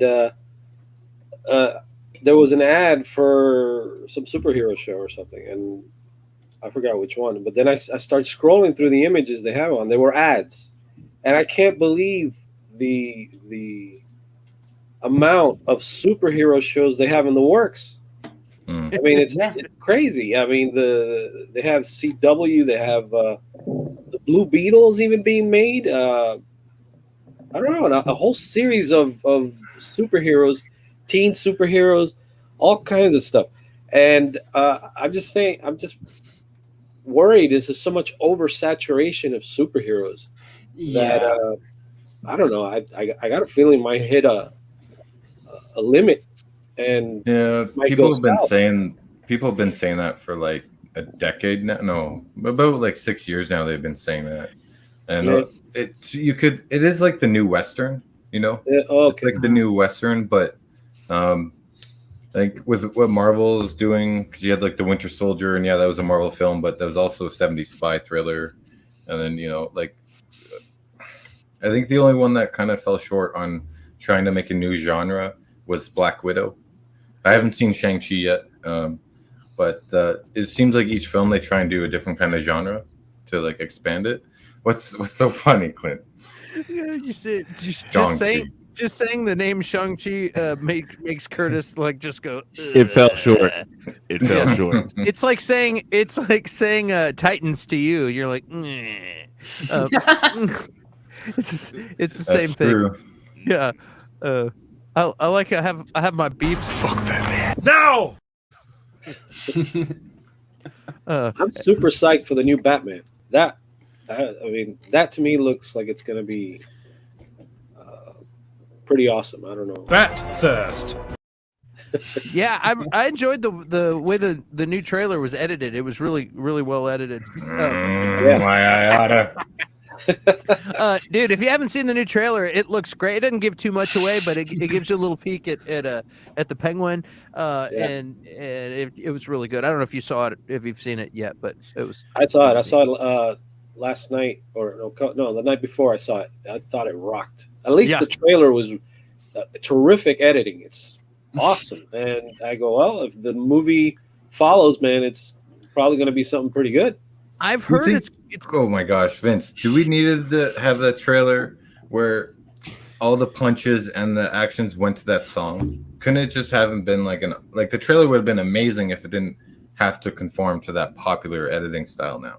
Well, you got me on that one. I'm not an editor, but it looked great to me. I don't know. No, the trailer looks good. It's just that just takes me out of the moment because it doesn't really develop the atmosphere, really. I mean, that one shot where he's walking through the container and he's getting shot by all the submachine guns, that's awesome. If they just left that with the actual sound from the film and without the music, that would have been even way more impactful. What was it? Kissed by a Rose? Was that the song? Yeah, that was the song. Oh, playing cards now. Underneath the bridge. Oh, don't get us a copyright strike. That's it. Demonetize. Damn it.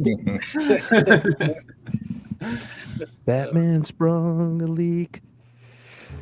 Yeah, dude. I think you can play this. So this is your tunes.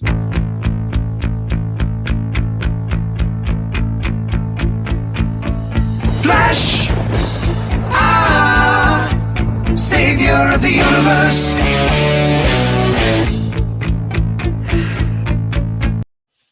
I love the hands from the back. It's so hilarious. I heard that the new Batman's gonna. I heard that it's supposed to be like really like a noir film where it's like a lot of narration. I'm like, narration from Batman? Like, is it gonna be like, it was a cold, dark night.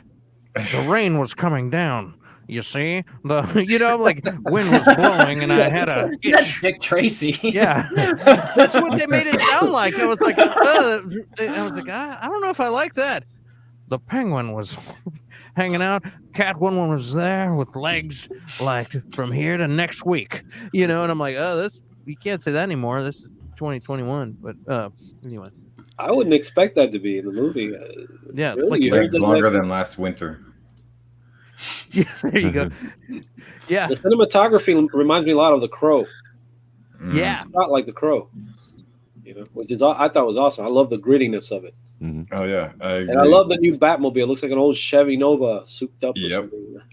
Yep. Straight out of take. I liked it. I like what they did with it. Yeah, straight out of Phantasm. The Phantasm. Baby. Yeah.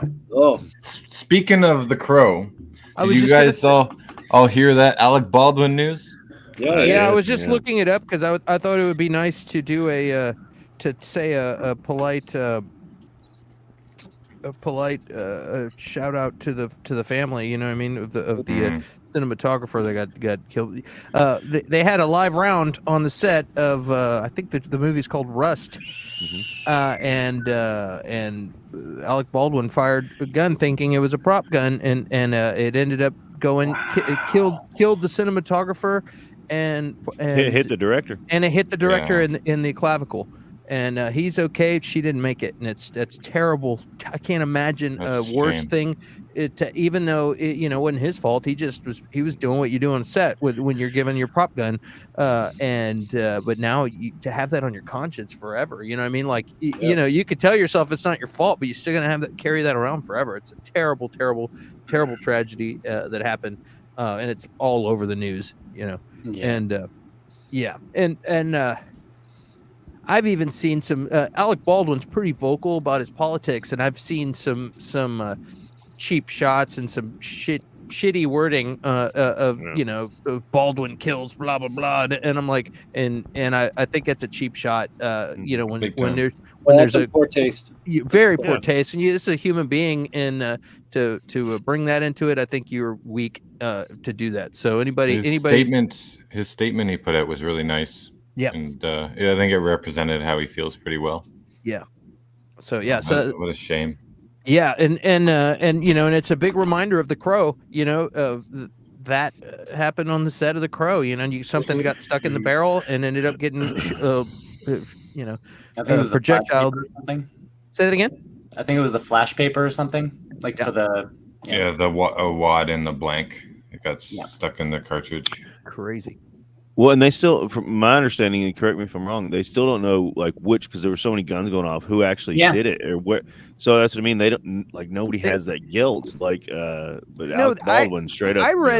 I've read from multiple sources that and unless they're all wrong, but that he. I'm probably wrong. That it was the gun that he had was using. Oh, okay. Which is Brandon Lee? No, we're talking about Alec Baldwin. No. We're talking about The Crow. You talking about The Crow? Yeah. In the Crow is sort of like a firing squad situation. Oh, he comes into the room at him. Yeah, and they're all sitting at the table, and then they all shoot at him, and then you throw in the Bruce Lee myth in there too, and it's very convoluted. Crazy. But yeah, that is very sad about the cinematographer. I just don't get how that happened. I imagine there would be people checking this over and over before they fire it. There's a prop master that's supposed to check it out, but a gun like that you can fire a gun even with blanks at point blank range, it's still such a force. It's real. You can hurt somebody, and if you're a cinematographer or a director, you're getting up close and stuff. So just the impact from the blast will hurt somebody. But if something ends up, I don't know how you would mix a live round for a blank, because they look different. But if like I said, something can get in the barrel, it will shoot out. Something's in there. There's a lot of force coming out of there, and it's crazy. Yeah, because a blank is still an explosion. It's an explosion, and they want the fire to come out at the end of the gun and look like in the motion and all that, look like it's a real. Do you think they're gonna instill clear shields now when they do that? They might as well. I mean, this might be with the IATSE thing. They might add that to the negotiations too. I could see that happening. Oh shit! I didn't even think of the connection between. Okay, yeah. Yeah, so you're in IATSE, right, Plum? No. You're not. Oh, you haven't. Oh, I thought you were. No, locations is DDC. That's right. Okay. Yeah. My bad. No, have you heard anything about IATSE? Yeah, it's going to potentially wreck my whole 2022. If IATSE doesn't want to, keep working with the contract that keeps getting reoffered and reoffered, then that's going to affect the entire film industry. Have they voted on it yet? I don't know. I'm not surprised. They came to an agreement. And then they finish off the contracts. That it was going to be a 3-year a contract that would last for 3 years, and then after 3 years they would renegotiate. But they came to an agreement, and so after the 3 years, then they would renegotiate. So everybody seemed to be happy, but the IATSE people still had to vote on it amongst themselves. Amongst IATSE, still had to vote. The members are actually pretty vocal online about how they're not happy. It's not happening. Well, they're worried about being able to sleep at night, because doing 18 hours and then getting a turnaround for another 18 hours is just, it's not feasible for anyone. No.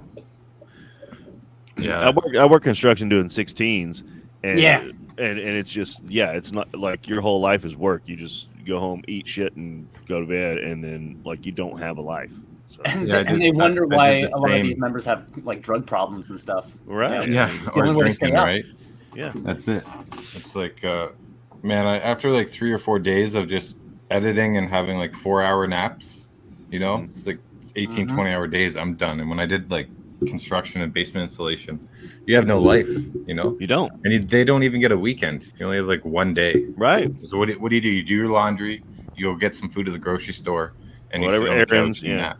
Yeah. I mean, in locations we do 12s, and even that is pretty impossible. You basically only have 4 hours to do everything in your life before you go to sleep to get enough rest to do another 12. Yeah. Look, reminds me of my storyboard days where I was working like 14 hours every day. But at least you guys get to move around. I'm stuck there in a chair nonstop because of I'm telling you, man, That's a good point. Getting panic attacks and going crazy. I thought I'm going to have a heart attack. I mean, it's a trade-off, right? It's either the physical pain or the psychological pain. That's it. Well, that's why I'm glad I have this guy.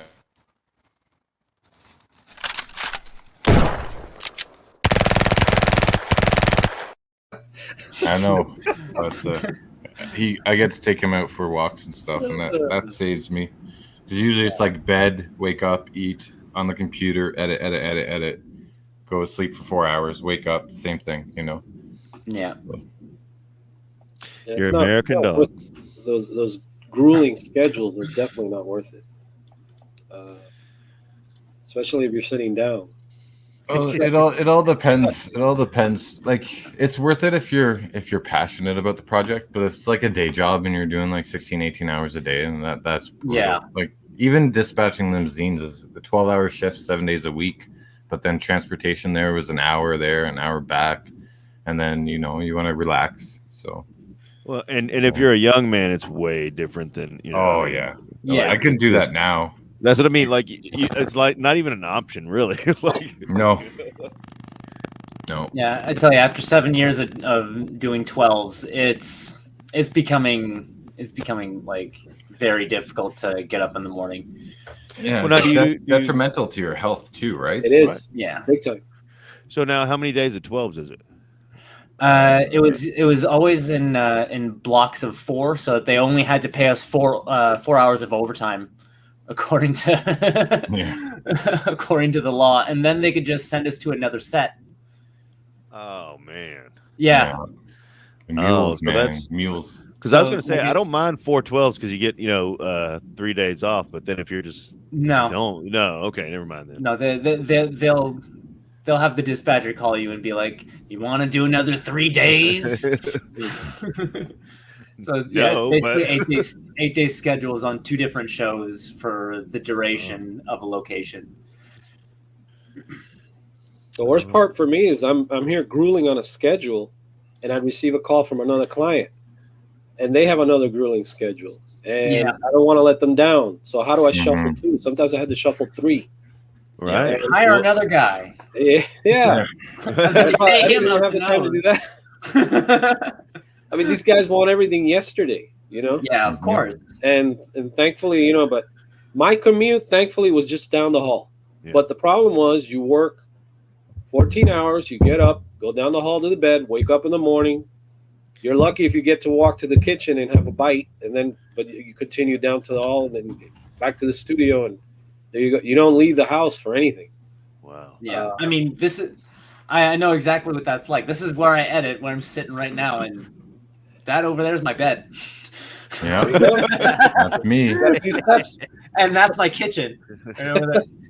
My exercise was at least walking down the hall. I had to cut it. I go, that's it, no more. I mean, I got to a point where I managed to actually get a decent amount of work for a while, but no way, man. I was gonna go, 6 feet under if I kept on going. And I just decided to really schedule myself and pace myself. And the client, if they tell me, look, I need it, if I can't fit them after the one I'm doing, I don't do it. I'll tell them, look, I'll recommend somebody else, or you need to find somebody. Yeah, that's it. Well, that's the thing is that, like, y'all are working, art stuff. I'm talking about construction, but they'd be like, oh yeah, the money's good, the money's so good, and it's like it's relatively similar. Because I don't have any time to spend it. Like, I don't have any time to go out and actually enjoy my money. Like, so you're right. I was loaded. Like, I had money just everywhere. But it's like, well, it's the same. I'm not, brother. I've done both, and there's like Plum was saying, there's trade-offs, right? Like, you can be physically exhausted and then you sleep well. But if, like, you're at a computer for 18 hours a day, you're not, or at the drawing board, you're not going to be able to go to sleep because your brain is still freaking going, But even when I was dispatching limousines, there's a guy that did night shift. He did it for like 15 years, and his health became so bad because he just ate crap, like really crappily, and he just like didn't really do anything. So, hey, Chuck's Raw Reviews, how's it going? Hey, it's Chuck. Hey, Chucky. Good to see you, man. Yeah, I mean, when but you're these are all first world problems, right? Like, at least we got jobs. So. Yeah. Yeah, I wish the dollar would go further, though. Yeah. Yeah. But the mental exhaustion is like, you become numb, Yeah. Right. Oops.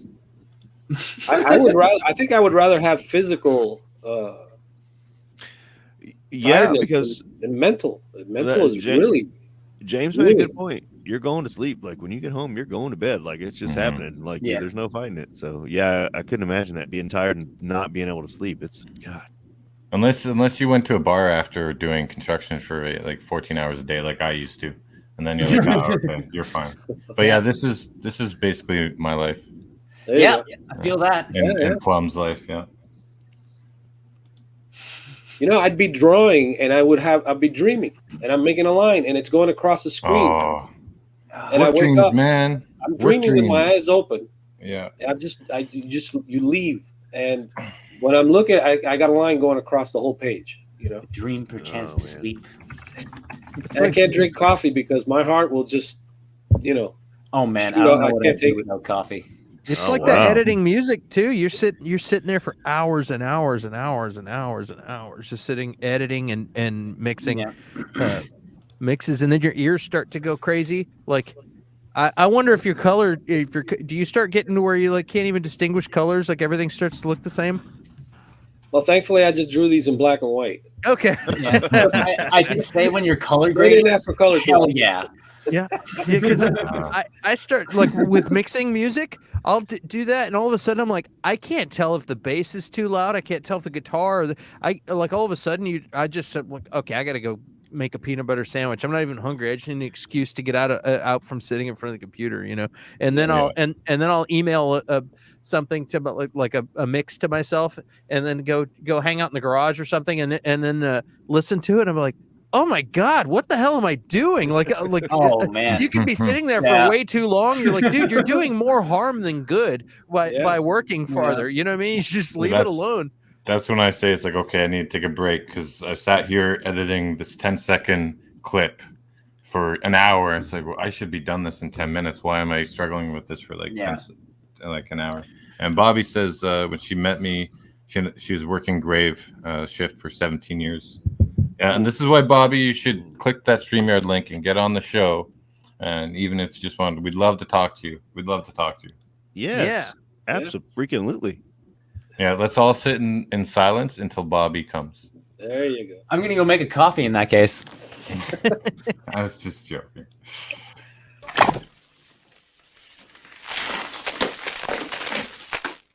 Cocainum. Coffeinum. Yeah, man. Well, I looked it up. They came to an agreement on that strike. They just need to ratify it. Like I didn't know the correct term, but it just needs to be ratified. But they have like 4 phases, don't they, or something they have to go through? I just read. I don't know. I don't know what you read, but there's a deadline. I'm on Variety, which says which there was very little movement for several days, says Rapola. Then everything flipped and moved drastically in the last 48 hours. That's the exciting snippet that I got out of that. Do y'all have any news from Mike Zero? Come on, man. Mike Zero, James, if you don't know who that is, that he does Star Wars stuff that's about like Doomplop.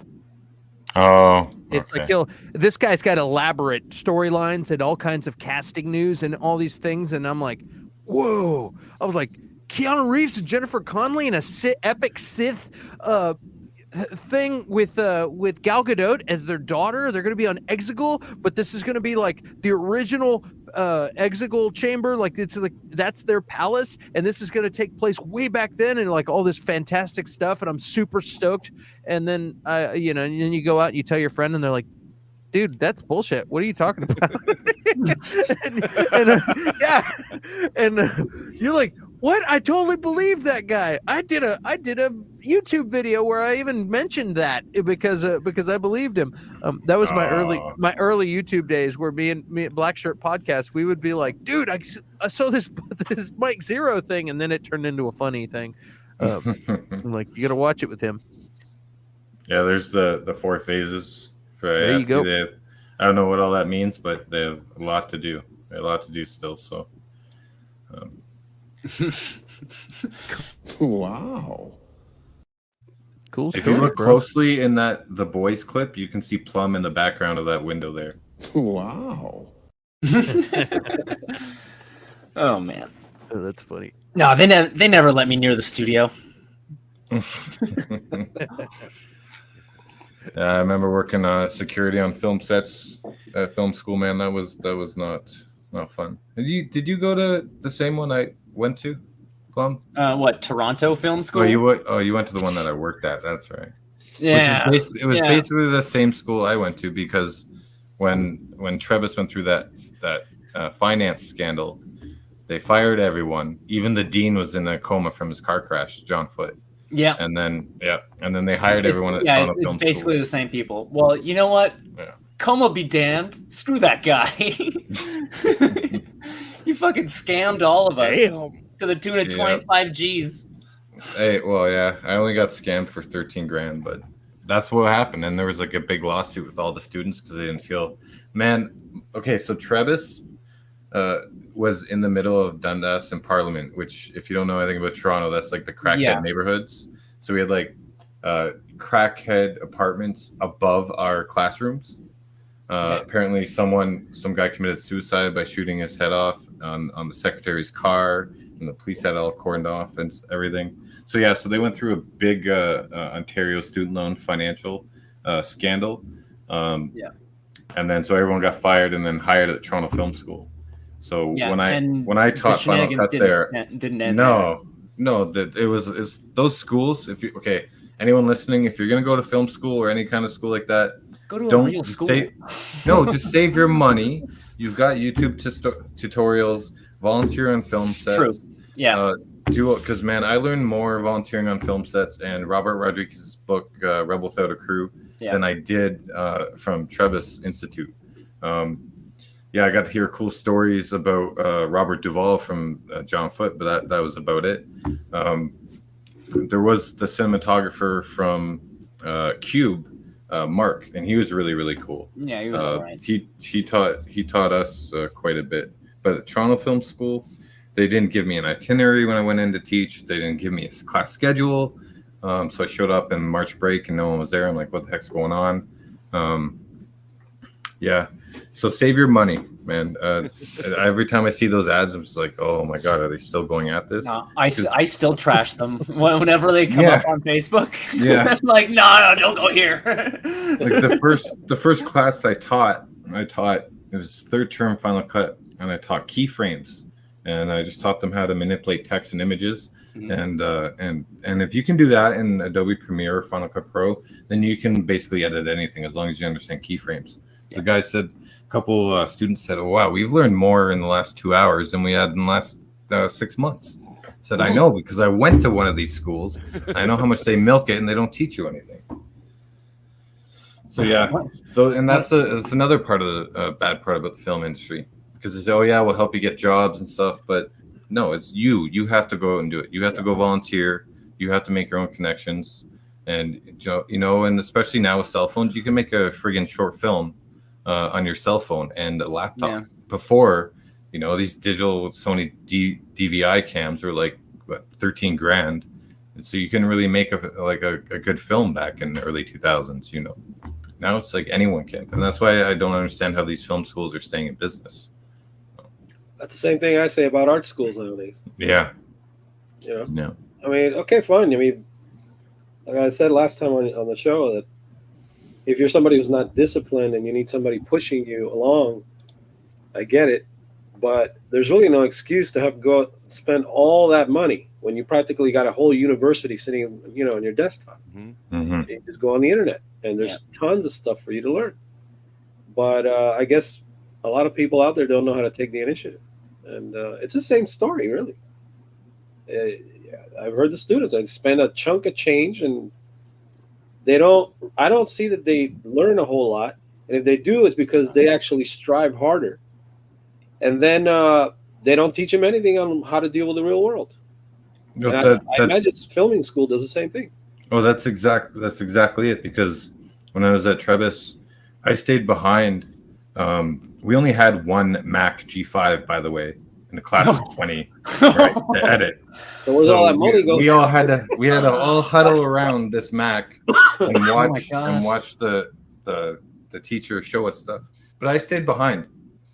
Everyone left, and I stayed behind. And Eric at Toronto Film School, if you're still heading post-production there, he's a solid guy. He taught me stuff after class. So like the next day, he'd be like, oh, James, remember what I showed you last night? And I'm like, yeah. He's like, okay, I'm going to get a coffee, show your fellow students. And then so I took that initiative and volunteering on film sets and, practicing at home. Not sleeping, right? Because if you're spending that much money. So a lot of people...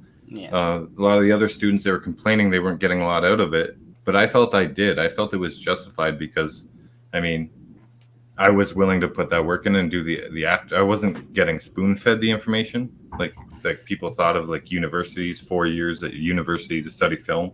Yeah. This is a 9-month course, right? So. Oh, it was 9 months at Trebas. Yeah, it wasn't. It was 15 at. Yeah, they milked us for 15. Oh, man. And they still couldn't pay the rent at CBC. Yeah.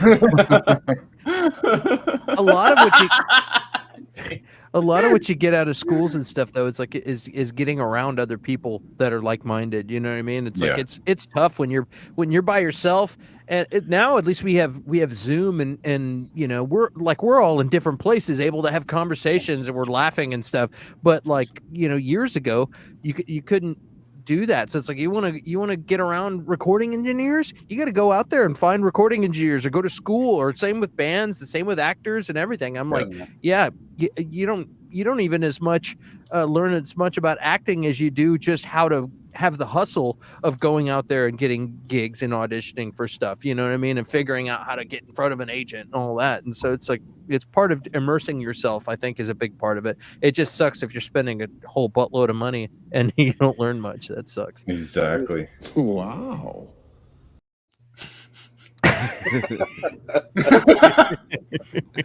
These are what you call cigarette burns. Yikes. Yikes. Well done, Clint. Thank you. No, that's a good point, because you just can't pay for experience. I've been a teacher for about 5 years now. My wife's been doing it for 15 or more. You lie! And she's like, they don't teach you any of this like in college, and it's like and it's just experience. Like there's no teaching it. You got to get in there and put up with it and see if you can put up with it and do the job. You just gotta you can't teach it unless you have a room full of people just berating you for an hour. Like, I guess you could pay for that, but then it's not going to work. And see if you can control them. There's just all kind of different things you can't teach without doing, and I don't know. That's it. No, I agree. Yeah, you have a point. And it's like there's this one guy in town He's always messaging me. A couple years ago, I tried to start shooting commercials for businesses in this town, small town, like 14,000 people. Now I got quite a few, and then there's this kid. I don't know how. I think what I'll usually do is if I'm doing that kind of stuff in the city. I mean, this is how I met Patrick Plum. On YouTube, I'll just type in the name of the city I am in, and then I'll go with the recent videos and I'll see who's making what. And then that's how I met Patrick Harb, and I got him at the job at our studio. And now he's like, I don't know if you still have him on Facebook. That's crazy. We'll talk about that later. But where is it going with this? Oh yeah, so this kid, he's like, oh yeah, I paid some guy in Calgary $900 to teach me film, and he hasn't taught me anything. I'm like, okay, well, come with me and do a couple shoots with me, and I'll teach you some editing and stuff. And so he came on a shoot with me, and then I came over and I showed him the keyframe. I gave him that whole spiel and everything, and then I didn't hear from him for a couple months. He's busy working and stuff. It's understandable. But then every month or every couple of weeks now, he'll message me and he'll be like, "Teach me." Like, brother, I have sent you tutorials. I've shown you. I've written you plans. I've told you I'll create lesson plans if you want to pay me. I've opened the door for you. I've pointed you in the right direction. But unless you take the initiative, you're never going to be able to do it. If you want to be a guitar god, you got to lock yourself in the garage and play until your fingers bleed, you know? And I keep telling him. So eventually it just gets so frustrating. He's like, how do you do this? How do you do this title to make it like a TV show? Out. I said, here's a couple of tutorials. And then next week, same question. Like, did you watch the tutorials? What he wants is for me to do everything. You know, he's like, how do I get the green out of this green screen shoot? Oh, here, let me do that for you. I did one for him, and I screen recorded it, and I sent it to him. Like, these are the steps I used. Really, man? It took me 10 minutes. Like, this is the steps I used to remove the green, to desaturate the green in the image. You can go ahead and do it. He's like, well, why don't you do it for me? Like, you're his green removal guy now, dude. You're his guy. He wants to be is a producer. I told him, like, you'd be a great producer, man. Yeah. Just go get a bunch of money, hire a bunch of people, do stuff, and then your dreams will come true. But that's kids nowadays, though, man. And not to be that old guy or whatever, but like that's. And I always tell them, I'm like, you know, you've got to do it yourself. You've got to actually do the stuff yourself and try it yourself. It's like there's a ton of shit that I don't know, but I can figure it out. Like, I am not afraid to figure it out. Like, I know that I can figure whatever it is out. It might not be the best thing in the world, but it'll get done. And they just I don't know. No, I know, man. I was looking for like a editing apprentice the last couple months, and I was going through some my best friend's family, like her nephews and stuff, and nieces. None of them have an initiative, you know. And I'm really dating myself. Sound like an old man yelling at a cloud right now, but it's true. It's like, okay, so how much time do you want to dedicate to this, right? Because it's like grooming you to take over some responsibility for us as we move on to new projects. He's like, well, I want to hang out with my friends and go to the gym and go to the skate park, so maybe 10 hours a week. I'm like, yeah, okay, I'm not going to come. And here I am offering my old editing machine for him to use too and teach him for free, right? It's just, it was, and it was not just like that one kid. It was like a bunch of other kids too. The same kind of thing. There was a YouTuber here I found, and I really like the way he edited his videos. Young kids, 17. So like, hey, like, do you want to come and join the fold? And then we'll promote your channel and we'll do videos together and stuff. And he's like, yeah. And then he just kind of freaked out. He's like, no, I want to go hang out with my friends. I'm like, that's cool. You're 17. Go do that. Yes. You know? But if someone approached me when I was 17 and said, hey, do you want to shadow me when I'm making comic books? I'd be like, hell yeah, man. Take me under your wing. And, you know, that's the industry I wanted to break into then. So. Yeah. It's at that age, if I could have gone and interned at a recording studio and learned how to do that, like, I would have been all about it. And I ended up learning the long way. But but it's like Vince was saying, it's like, we got YouTube now. You can learn anything. You can just look it up. Like I installed a water heater Hey, what's up, Curtis? I installed a water heater. I don't know how to do that. I figured it out. You know what I mean? Like plumbing and all kinds of crazy stuff. That's just normal everyday house stuff. But I was like, wow, I didn't know I could do that. I installed a kitchen sink. I didn't know I could do that. Cool. But it's the same with mixing. I've learned in the last 5 years mixing music. I've learned so much stuff, and now I'm doing it with editing, video editing. I'm learning a whole bunch of stuff, and sometimes I want to throw my laptop, but sometimes I figure it out, you know. Yeah, like we were supposed to meet up, and I was supposed to show you keyframes. I think I showed you 5 seconds of it, and then you went off to YouTube, and then you figured it out yourself. Yeah, I didn't have time. I didn't have time to wait. Yeah, I don't have time to wait for Mando to poop. I gotta learn this shit now.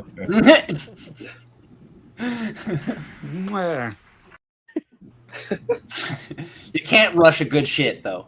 Yeah, I can. I just squeeze my dog. Just I've had enough. Get out. I'm sorry to say this, but I have to go. Oh, all right, man. Okay.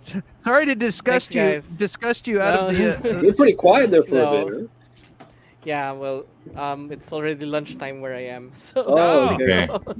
You have a good day, brother. Yeah, great meeting you, guys. Thanks. Have a good day. Bye. Talk to you later. Bye. Bye.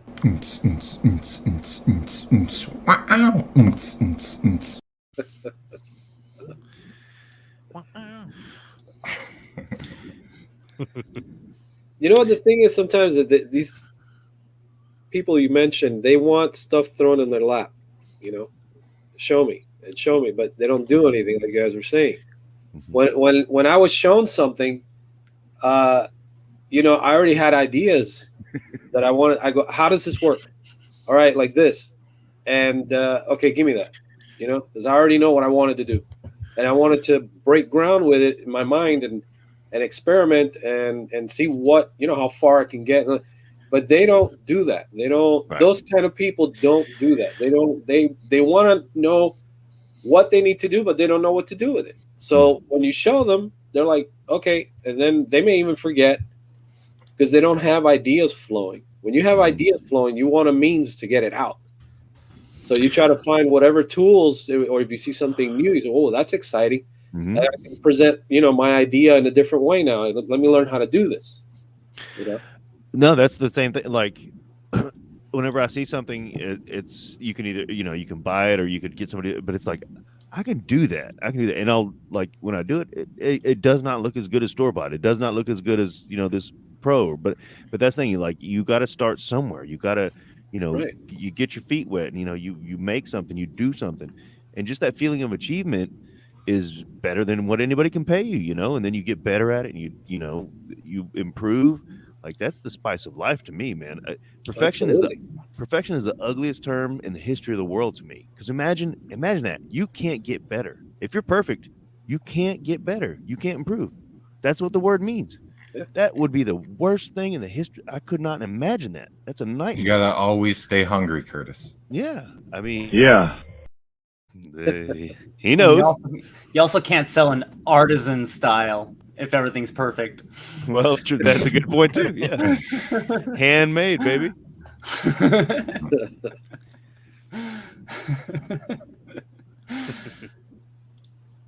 I mean, you aim for quality in what you're learning.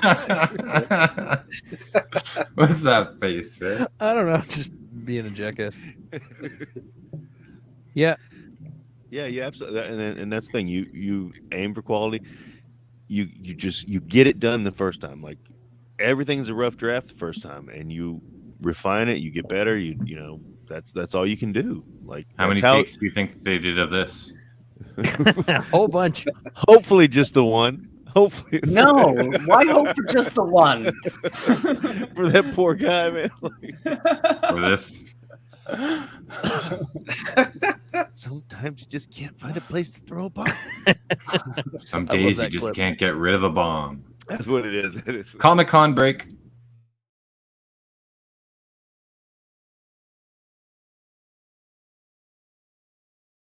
Hello and welcome to Comic Con. This is Small Screen at Comic Con. We've got lots of interviews today and just cool stuff generally. So I hope you guys like what you see. And yeah, make sure to follow us on Facebook, Twitter at Small Screen Co, and Instagram as well. Cheers.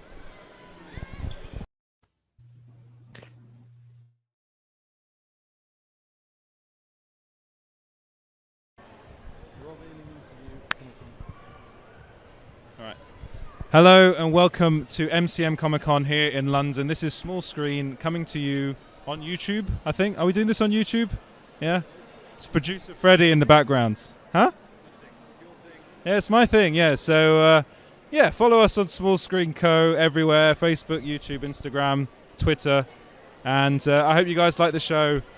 And see you very soon. Bye. So, James, can I share a screen right quick? I'll show you. Yeah, go ahead. Go ahead. Share screen. Okay, hold on.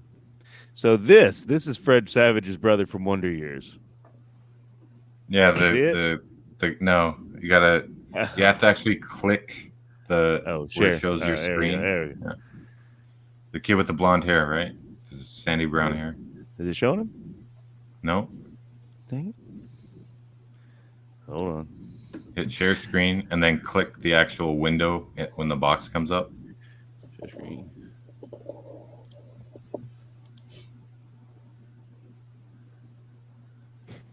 Share screen. Window. Share. Boring. This is how the magic happens, guys. Did it work? Wow. What can I say? Did it work? No, it didn't work. Your privileges have been revoked. Dude, you got to queue up Captain America for that one.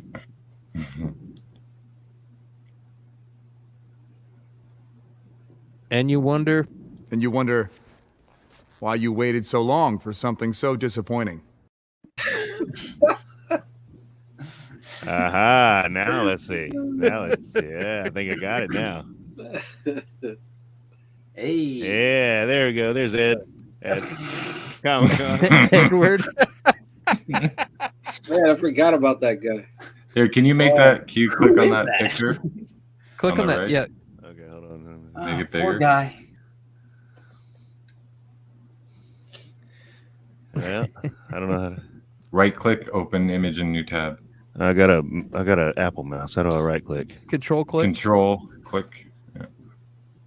Apple. Or command click.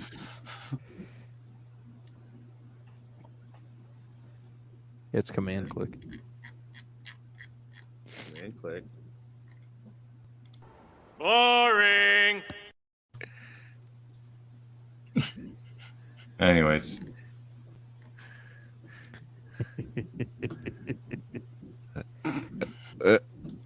Yeah, that's very similar. My computer just died. What'd you do to me? No, I'm just kidding. There he is. Wait, does that work? Is he live at the con? There he is. Yeah, he's doing the con this weekend. Yeah, so he's reporting from there.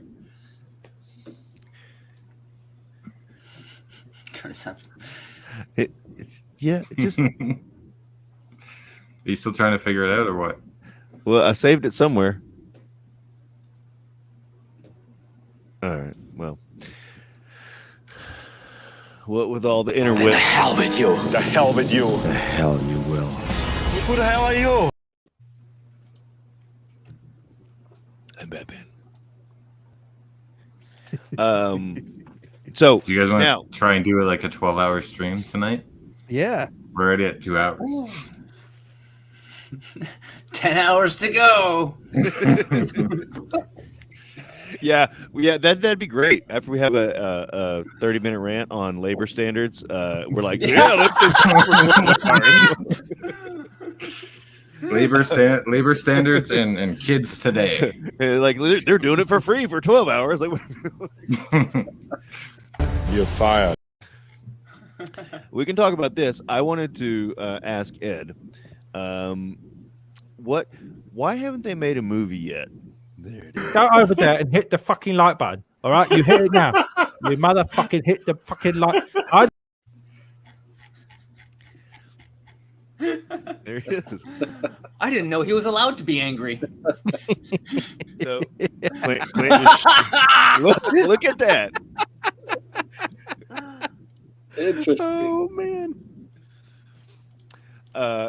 I wanted to ask Ed why they haven't made the movie yet where like aliens attack or something like that. Something happens and the queen is in jeopardy. And so she calls on her knights. But then it's like Mick Jagger and Elton John and you know, all of the current knights, Jane what's her name? Julie Dench or whatever her name is, show up because those are the people that are knighted now and they have to like defend her from aliens and stuff like that. That'd be a great comedy film.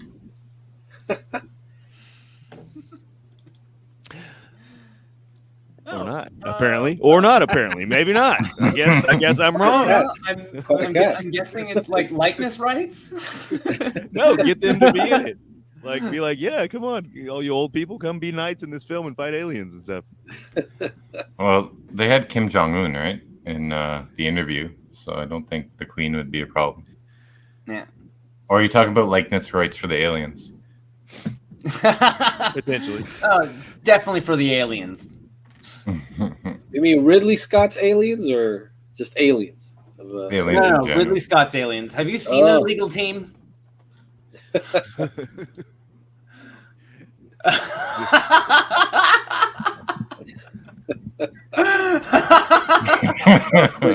Amazing. Amazing. So Ed, did you see June? I saw Dune. Dune. I saw Dune. It was absolutely brilliant.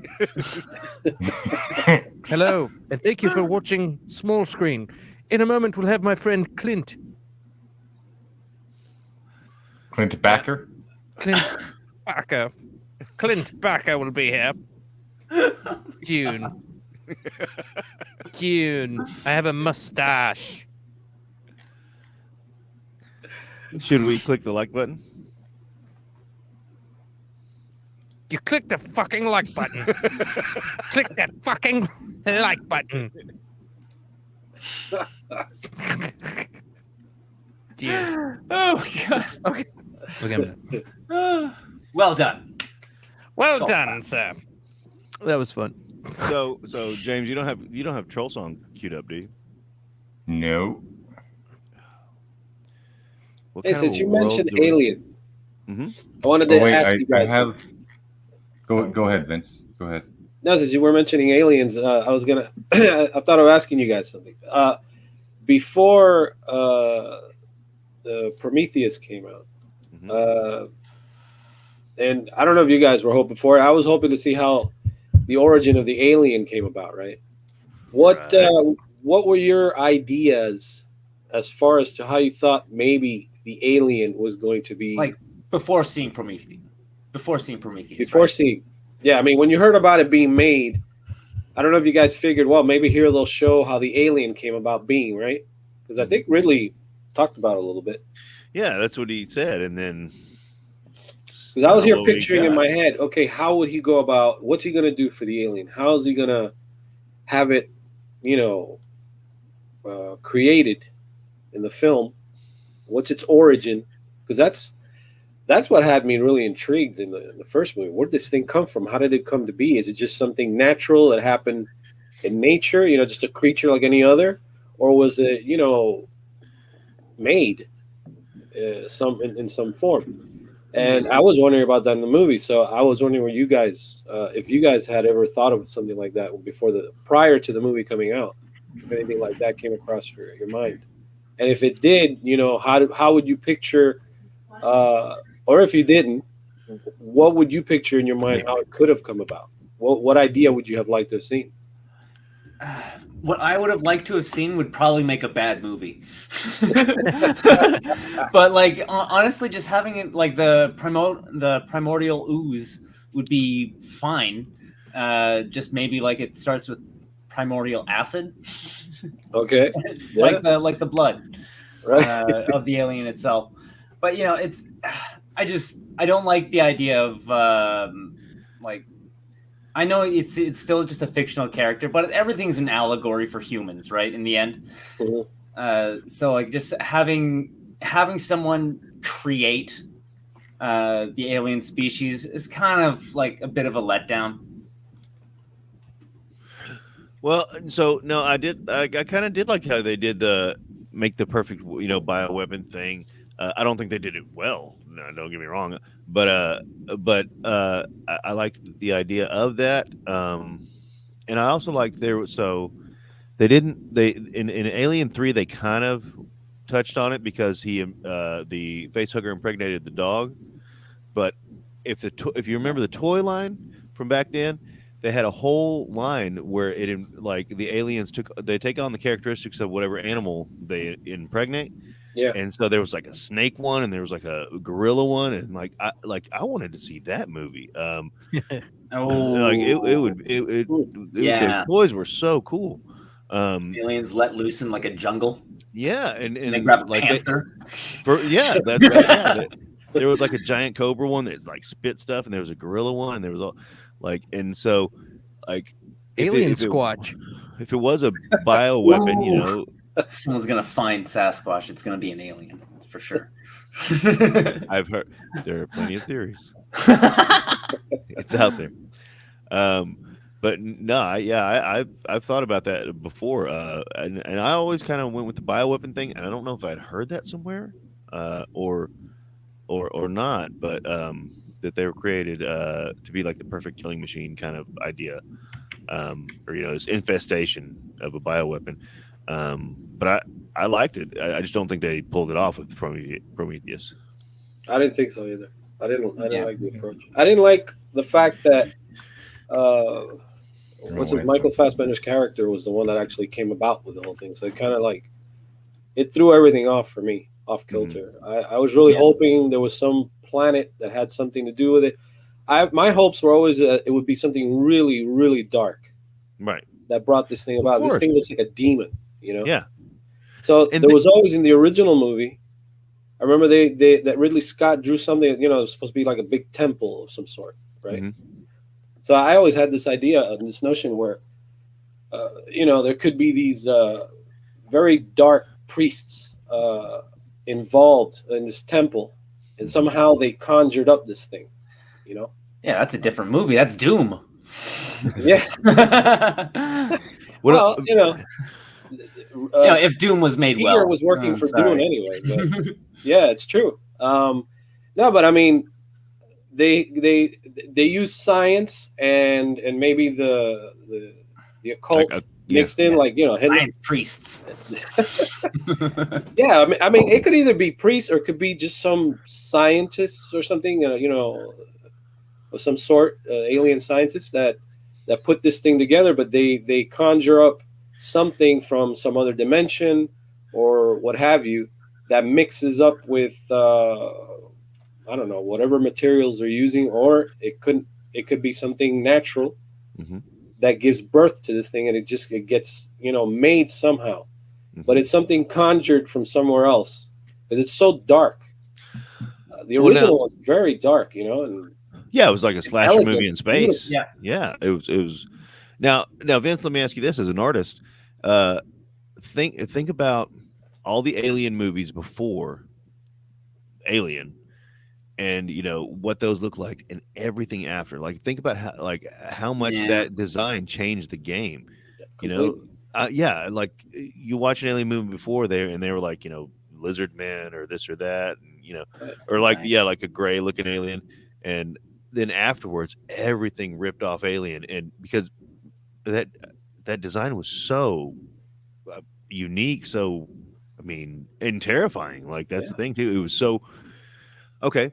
The bar was set really high. It's to me, it's like 2001. You can't. How do you get beyond that? Well, right, and so that reminds me of one of my favorite things is how do you this was an argument in a philosophy class that I had, and I think it was Kant said that everything is induction. Like you don't, it's not realized until you receive it.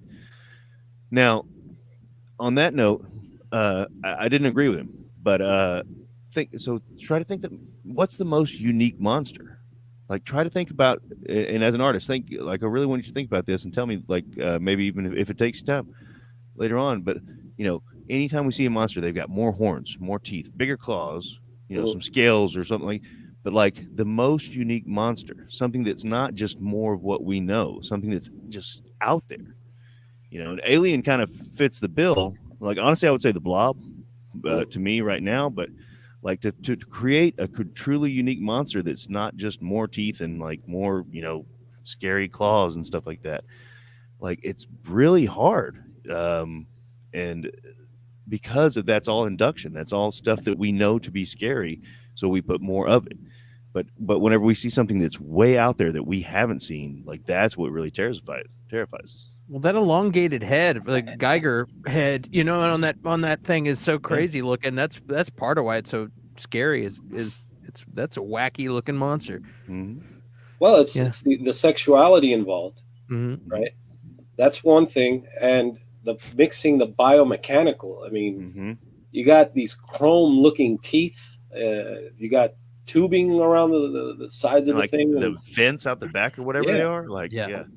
I mean, you cut them and you get acid that comes out. You don't dare kill the thing. Not even when it's ingesting in you. The crab thing, the face hugger. You don't want to break anything because I mean, look what it did to the hull of the ship. It just ate right through it. I mean, that's perfect. I mean, how can you get beyond that? I don't know. It's so mind blowing in design that it's hard to get past it. The only one that I thought came close afterwards was the Predator. Of course, yeah. After that, I don't think I've seen nothing comes to mind that's really hit me with that impact of those two. I think those have been like the two ultimate. What about the Thing? The Thing was cool, but at the same time, I mean, I would have to bring it in third place. Really, it was unique. It was really an interesting and pretty scary. Like it could get you while you're investigating what the hell it is. It just But the Thing's almost a cheat code because it can be whatever. Like it just kind of goes anywhere. It can turn into anything. Like the Thing is a virus. Yeah, but as a unique monster that can't change, like those are. I mean, yeah, because with the Alien and with Predator, you're being hunted. This other alien from the Thing kind of, you could get infected, but it kind of avoided everybody. It kind of ran away from everyone, unless you were too close and it would attack you. But these guys come after you. The alien, what was scary is that it had no eyes. It was freaky. I mean, and the first time I ever saw it, I didn't even know what to make of it. Right? What the heck is this? It was. You just did not expect it. It was totally off kilter. I mean, what Giger did was, I don't know. Yeah, it was. That's what I mean. He completely changed the game. Like the most unique monster you can make without trying not to pull from those things. And I've even thought about it. I'm not an artist, but I've tried to think about it in my head, and it's still like just amalgamations of other things that we know are scary. And I mean, to a degree, that's what Alien is. That's what Predator is. But they put them in a way that is not familiar to us, and that's what made it more scary. Yeah. No, trust me. I've been in the same situation as you. I'm sad. I've been there at night thinking, how would I come up with some other worldly alien? Putting my imagination there to work constantly. How do you get away from this? How do you do something that's just completely different? How do you break that mold? And it's I find it nearly impossible to get away from. And I think what's done even more damage is just the fact that they keep copying it over and over. It just gets burned into the psyche, and then you can't get rid of it. Instead of letting other artists come up with their own interpretation, because you never know who's out there has some wild idea. Well, that's the problem with studios right now is to get a new IP made that's not on an existing franchise, right? Or a sequel. No one's taking chances. Because it's the money, right? They're going to put in so much money. Hey, look, Kevin Feige got MVP. Go Feige. Go Feige. But I wanted to ask you, Vince, What do you like better, Aliens or Alien? I still go with Alien, even though Aliens it was great too, in its own right. Yeah. Different film, though. If you see it now, you feel the '80s in it. But the first Alien is timeless for me. It's a work of art, you know. And even though it's a haunted house. It's a haunted house in space. If you boil it down to the simplest aspects of it, but still, I mean, it's a formula. It worked. But everything that it has, the way it's shot, so beautiful. The details, because Ridley was rich on detail. That's what I loved about him. You can feel that gritty atmosphere. You can feel the remoteness of where they are. You're just way out. You can feel it, and there's you're hopeless in the situation. If you were in that situation that they were in, and you got this creature running around, that I think that Alien. What do you call it? Cameron kind of killed the Alien formula a little bit because I liked his approach of the insects, which is cool, right? But the first Alien to me was much scarier for some reason. I think maybe because it was. Some people say they didn't like it because it kind of moved around too much like a man. I think that's what made it creepier for me more than an insect. And Well, it was supposed to. It was, huh? It was supposed to because it infected a human, right? Right, So right. It But the ones on necessity. the planet, the ones on the terraformed planet, they procreated from humans there, but they would look more like insects. Yeah, So I don't know what happened there, right? But this and the way that I love that Ridley got Bolaji Vallejo or Vallejo. I forgot what his name was. The African guy that played the alien. He was right really tall, and that was scary too. The creature was huge. Better than Jean-Claude Van Damme in that suit for Predator. Oh yeah. What the heck was that, man? Could you imagine that movie coming out? Oh man. And Go ahead. I apologize. The thing that I saw in Prometheus, it kind of clashed. I mean, I know Ridley wanted to make this kind of like stand on its own, and at the same time, probably be the prequel. But the technology surpasses what the technology in the original Alien was. Everything's sleeker, clean. Maybe because it's a science ship and the other one's just a towing ship. But I would have made the effort to make the technology look similar to the original Alien because I think this was supposed to happen prior. It was, yes. To the Nostromo, right? Mm-hmm. So I would keep the technology the same, even with those old computer screens and what have you, just to make the ship look, similar to what they had. Huh? I know how to solve this problem. Make a time travel movie in the Alien series. I mean, but think about it. It couldn't be any worse than it kinda feels Prometheus. backwards. Huh? Said it couldn't be any worse than Prometheus. Fair enough. Yeah, man. I don't know. I was very disappointed. I mean, it was entertaining, but it's not what I expected, really. Well, and at the same time, too, like what we were talking about, how it changed the game before that, space movies, if you were in a rocket or something, it was like all like you were, it was for the time, it would look high tech and everything like that. This was the first one where it's like, it's a space freighter. Like these guys are, doing their job and they're just like, it's, corporations running it. It's, the cheapest of the cheap, it'll get them there and back. It was not a fancy ship that they were in. It was like an industrial ship, Right. And like that was what changed it too. Like there wasn't space movies like that before. Somebody can prove me wrong, but not that I remember, at least. It was always like, we're going on a space mission, and it, everything was beautiful and gorgeous and like Star Trek looking. Nothing against Star Trek, but like these were the first ones. Was like the real space travel is going to be these grunts going to do their job, and it looked like that. And yeah, to get away from it in Prometheus, I don't know why. If it was a different director, then that makes sense. But if it wasn't, it was him coming back. So I don't know. Yeah. I was worried because his style of movie making changed in the mid to late 80s. And I saw it. He got more commercialized. I understand. Maybe that's what the studios wanted. You know, you can't argue with the studios, and if not, you don't get work. Yeah. But that the style that he used from Alien, Blade Runner, and Legend, he never did again.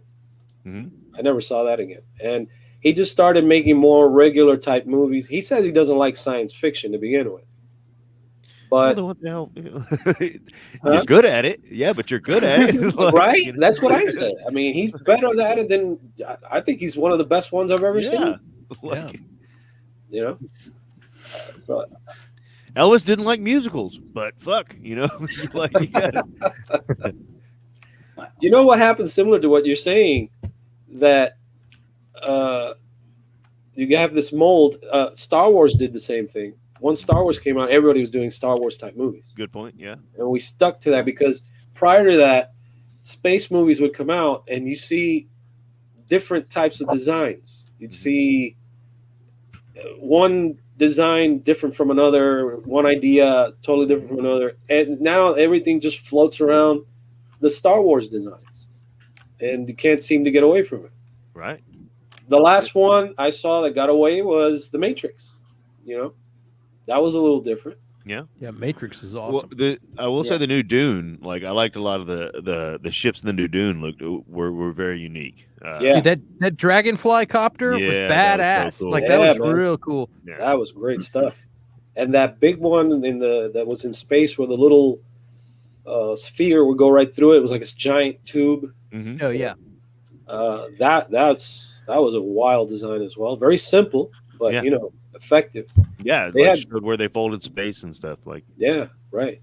See, those are the kinds of designs that are departures. And I figure if you want to come up with something kind of radical, go back to the past, because in the 50s, if you look at science fiction pulps, you know, novel covers or whatever, there's tons of artists that just did this stuff that's just completely, each one different from the other, way out there. because they had no idea too. That's the thing. They had no clue. Like, what's it going to be? I don't know. Like, and they just let their imaginations run wild. Right. You guys ever saw Planet of the Vampires? No. Mario Bava? Well, I mean, that was the inspiration for Alien, from what Ridley said. Bava, okay. Yeah, Mario Bava. That, and I think the Thing from the 50s had also played a role in it.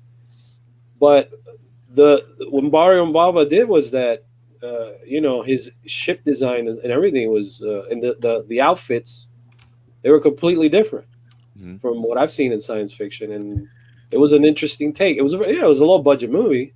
Yeah. But if you guys ever get a chance to see any stills from it, you'll see what I mean.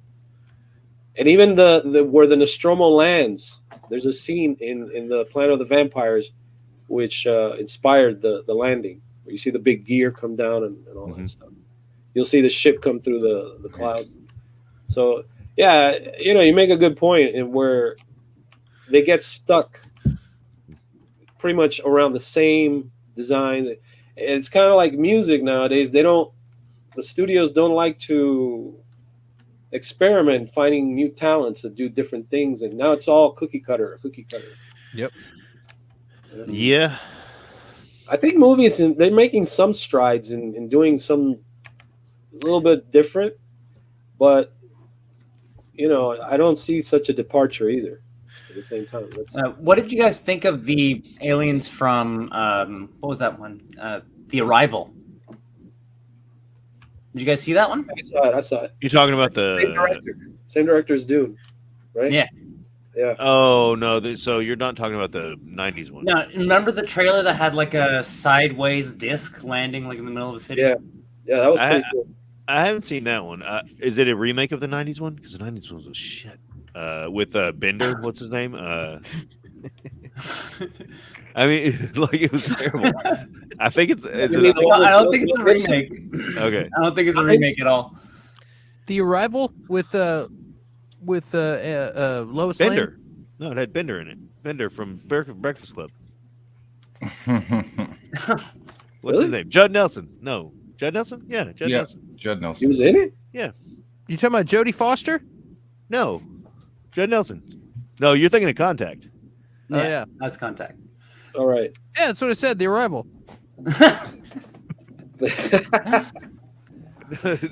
Look up The Arrival, Judd Nelson. It's a terrible movie, and they made a sequel to it. So that's why I thought it was a remake. So I didn't watch it.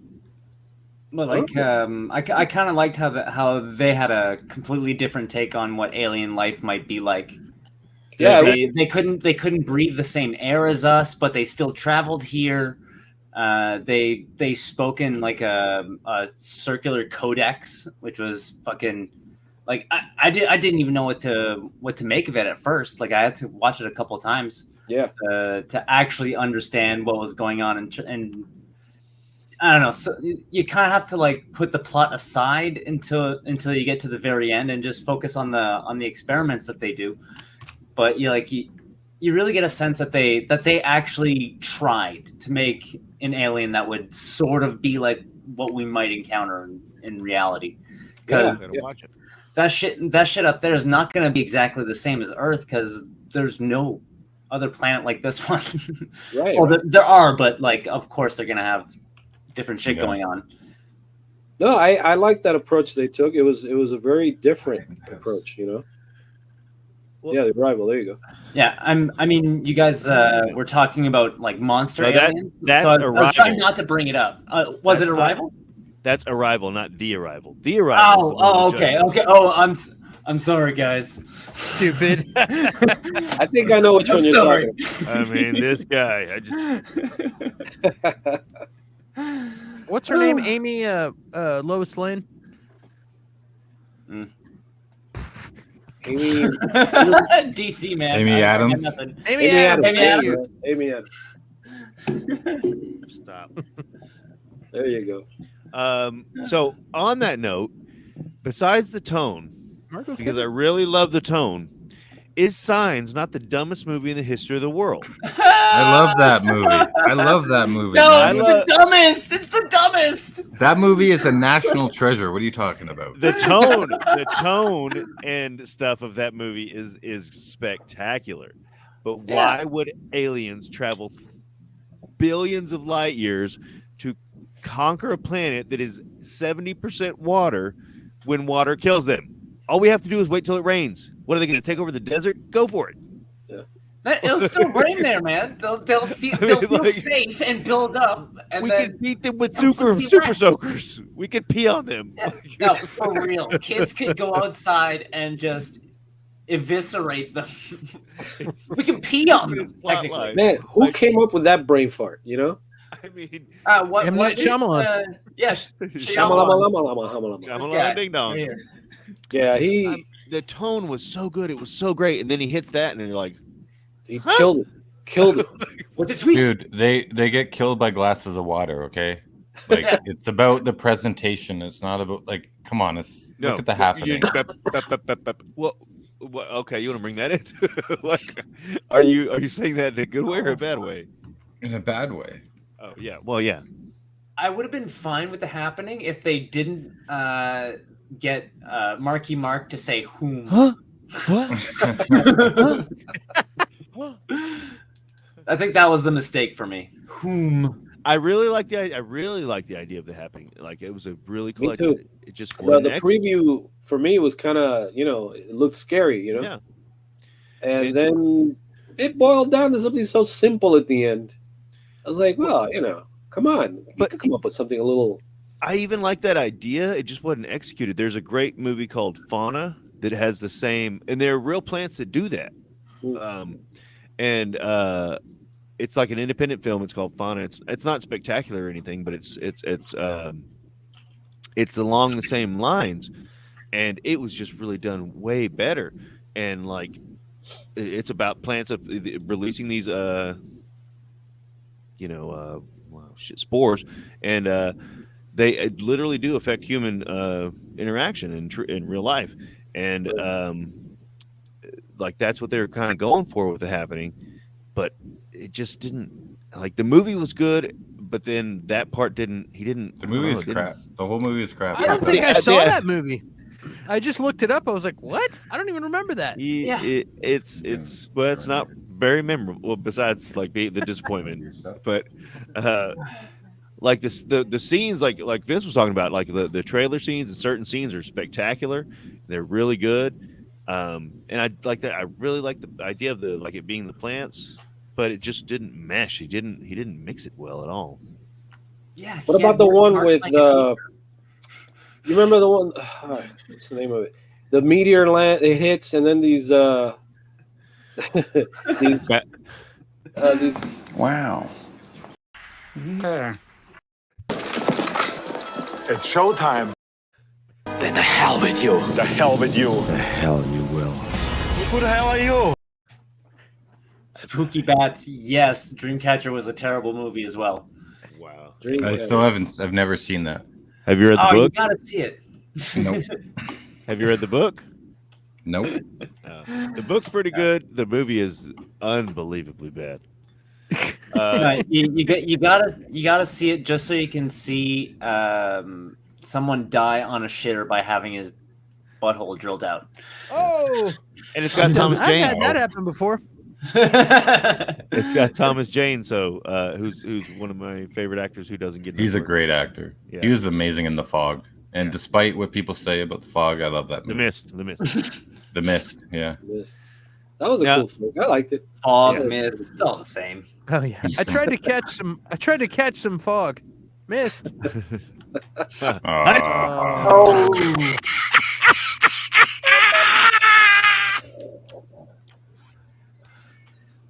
This guy's dying.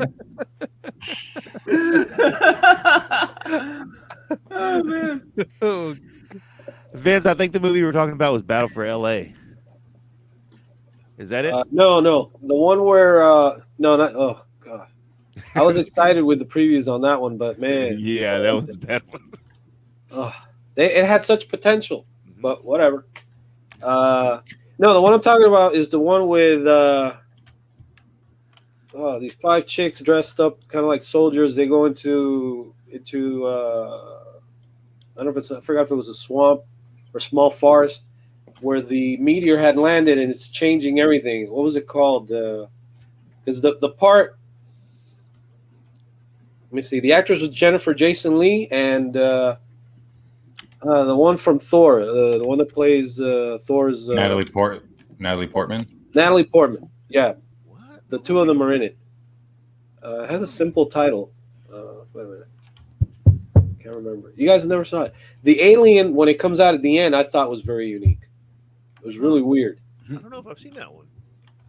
Hold on. Let me look it up in IMDb. Hold on a second. Annihilation. There you go. That's the one. I haven't seen Up that one. the Down 7.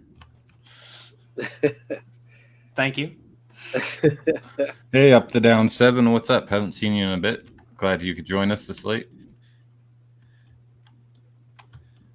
So you guys never saw it? I never saw it. No, I want to check it out now though. That sounds cool. It's a very strange movie. Very strange, but it's really it's I don't know, it's very different.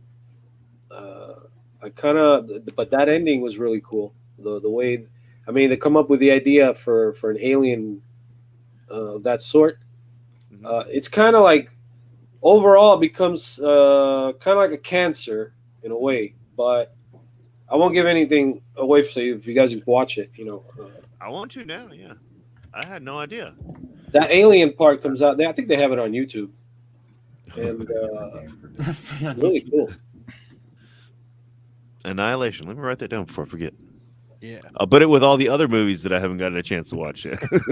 I'll put it with all the other movies that I forgot. Yeah. I always wanted to make have y'all and I guess Prometheus is kind of like this, but are y'all familiar with the 12th Planet? The 12th Planet. It's a book. And it's this guy he claims to have like basically translated some old Mesopotamian or pre like really old tablets, and claims that like basically that aliens came to Earth and needed needed workers, and basically genetically engineered human beings to be the workers, and kind of put the spark on Earth of intelligence. Before that, there was animals, and I'm real late to the party, and it's fascinating. What's up, Sebastian? Sorry, Hey. saying hi. No worries. You're talking about the Anunnaki. Yes, Anunnaki, exactly, and it's my god! And they start talking genetically engineered us so that we could collect gold for them. and like in the Bible, there's Nephilim, which are like Nephilim are like half like giants basically that are half angel and stuff, and it ties like religion in with like sci-fi basically, and which is wow. I love that. And you know, you start getting into things like the Eternals, you know, and like Prometheus and stuff, and it's almost kind of scratching that you know, where it's like, wow, the gods and like aliens and stuff, it all kind of comes together into like reality of you know, I say reality, what this guy claims to have, you know, transcribed these tablets, but whatever, you know. Anyway, that's claims. the whole part of it, like, it's just interesting to me. Like when you look at all these different mythologies and stuff from different human religions, and if you like, you start dropping some sci-fi into that, and I'm like, wow, that's crazy. You know what I mean? Because you know, we've all heard of like of angels and different things, and I'm like, what if those were aliens, and we're, you know, I mean, anyway, it's interesting. Yeah. It gets the imagination going, you know what I mean? I was like, I got that, a friend of mine told me about that, and I got it on Audible, and I was listening to it when, you know, at work. What, the 12th planet? Yeah. And listening to it at work, and I'm like, this is fascinating, dude. It's like, I'm surprised there's not wow. I'm surprised there's not more stuff. That was good. That movie with all the kids in You the did it school well. and had that weird parasite that took over bodies. Can't remember what movie it was, but it was like The Faculty. Scary. The Faculty. Faculty. Robert Rodriguez. That Robert was Rodriguez dope. film. Yeah, this They film were like- actor did Desperado. They were like the opposite of the aliens from what was that Shyamalan movie we were just talking about? Signs. Yeah. Yes. Signs. It's like the opposite of The Signs. Faculty versus Signs. There. They get fed by the rain. They just stand out there and get more powerful. That makes sense for those freaking aliens to come. Yeah. The ones in Signs go to Dune. That's your planet. There you go. Like, it doesn't what a make any shitty sense. planet to try and invade. Even if like water's your weakness, those Like, worms still, will like, fuck you up. Oh, God. You'd figure those things would be smart enough to figure it out, but Yeah, if you have intergalactic travel, why would that would be like us going to an acid planet? Like you know what? Yeah. We're smart I don't know. Like, I don't know. I don't want to go to an acid planet. Going to Venus for years. yeah, certain Doom is probably pretty fucking cool, but like it's still certain Doom. Like, you guys remember Cowboys versus Aliens? Oh shit, that one was fun, man. That was a very blast. fun That was movie, just a barrel of laughs. Yeah, that was It's a like that was the a great Room, flick. but sci-fi. Yeah. the best Bond movie they've made so far. Yeah. The new Bond? No, Cowboys versus Aliens. Oh yeah, there you go. Yeah, Pierce Brosnan was really good in that. Best Bond movie. That was a joke. You know, I really hated the one with Keanu Reeves, The Day the Earth Stood Still, the remake. Yeah. I didn't even watch it. Yeah. I didn't want to watch it. They put it on TV once. Well, let me sit through it, see what happened, and I regretted it. But you know, Yeah, I mean, it's sad that they would even. I don't know. Why? I think that might be like a pacing contrast, like they were talking, like you guys were talking about earlier with oh shit, what was it? Blade Runner or Dune. Blade Runner. Thank you. Yeah. Yeah. I think if you went back and watched the, like, what year did that come out? Like the original? The original was 50. Yeah. Or something. Like I'm sure if you watch the pacing of that one and how dry everything might have been, and you see Jennifer Gardner's performance, it might make more sense. I mean, but you have a point there. But at the time, like that pacing fits that time period. Yeah, and but you can't do The Earth Stood Still in a fast-paced market. I'm not. You're right. I'm not saying that necessarily, but like, I don't know. Well, it's a movie about I'm being over here, judged, right? I just told you I didn't see it, so I'm over here critiquing. Right. Never mind. But yeah, the original one's is slow paced as it is great. Like it's very good. Yeah. I mean, it's ridiculously well made for its time. I just think it's more of a thinking picture than an action. Yeah, absolutely. Of course. Yeah. This game is so hard. I wonder what would have happened if studios would have taken science fiction more seriously back then, because they took that one a little bit seriously. They took the one with what was that one in the 50s? That monster with the id. You guys remember that? Say it again. Oh, Robot Monster? No, the one with Robbie the Robot. Remember that? Oh yeah, Lost in Space. No, not Lost in Space. That's from the 60s. This is before that. With the robot? What, with Matt LeBlanc? wait. Oh man, I forgot the name. That was a big production. They did an amazing job on that movie. What is it?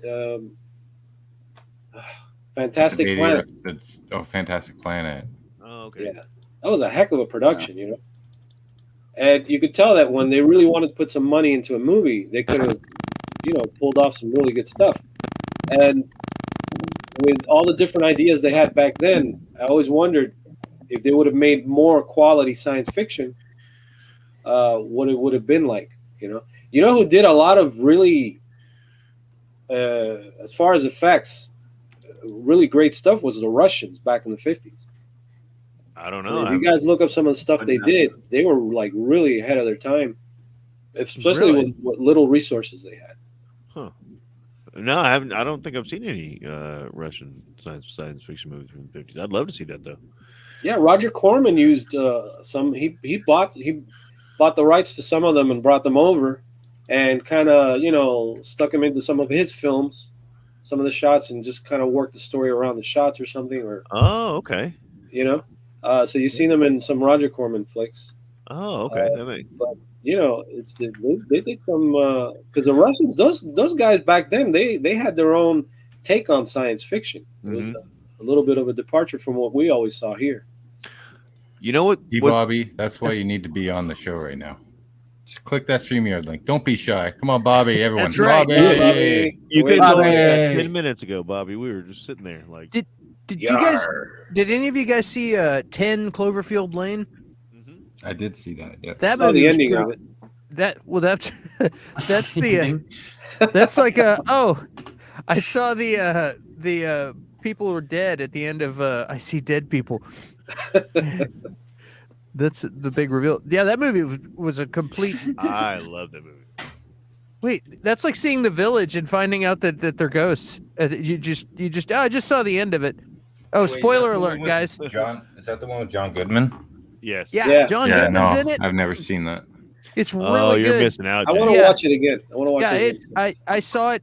I was locked it down and it was on TV and I watched it and I was like, holy crap, this is cool. I won't spoil any of it then.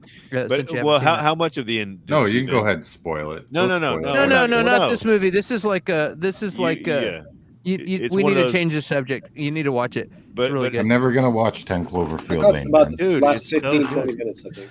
Never gonna do it. Okay, so you like. Never. I think it may not have ruined it for you then. I think there's I think there's a trailer for it that shows 90% of the movie and it's set to the beat of a song. If you want to watch that, you won't have to watch. That James guy just exploded, so we're gonna have to continue without him. He's into a ball of flame in front of his computer. Cloverfield was one that I saw the preview and I was very excited about because I thought it was Cthulhu or something. And that would have been sweet. Yeah. and it was just total. For me, it was just a total disaster. I enjoyed it because I'm a huge kaiju fan, so like I enjoyed it. But I own it, but I don't revisit it that much because the shaky cam was fun for the first couple viewings, but now it's like what I liked is how they did the parasites on the thing or babies or whatever to bring it down to a human level. I always thought that kaiju movies should do something like that, and Godzilla 1985 tried to do that with the fleas, but they didn't like keep going with it. I don't know if y'all remember, but there was those giant, like the fleas that were on Godzilla got irradiated and like became huge.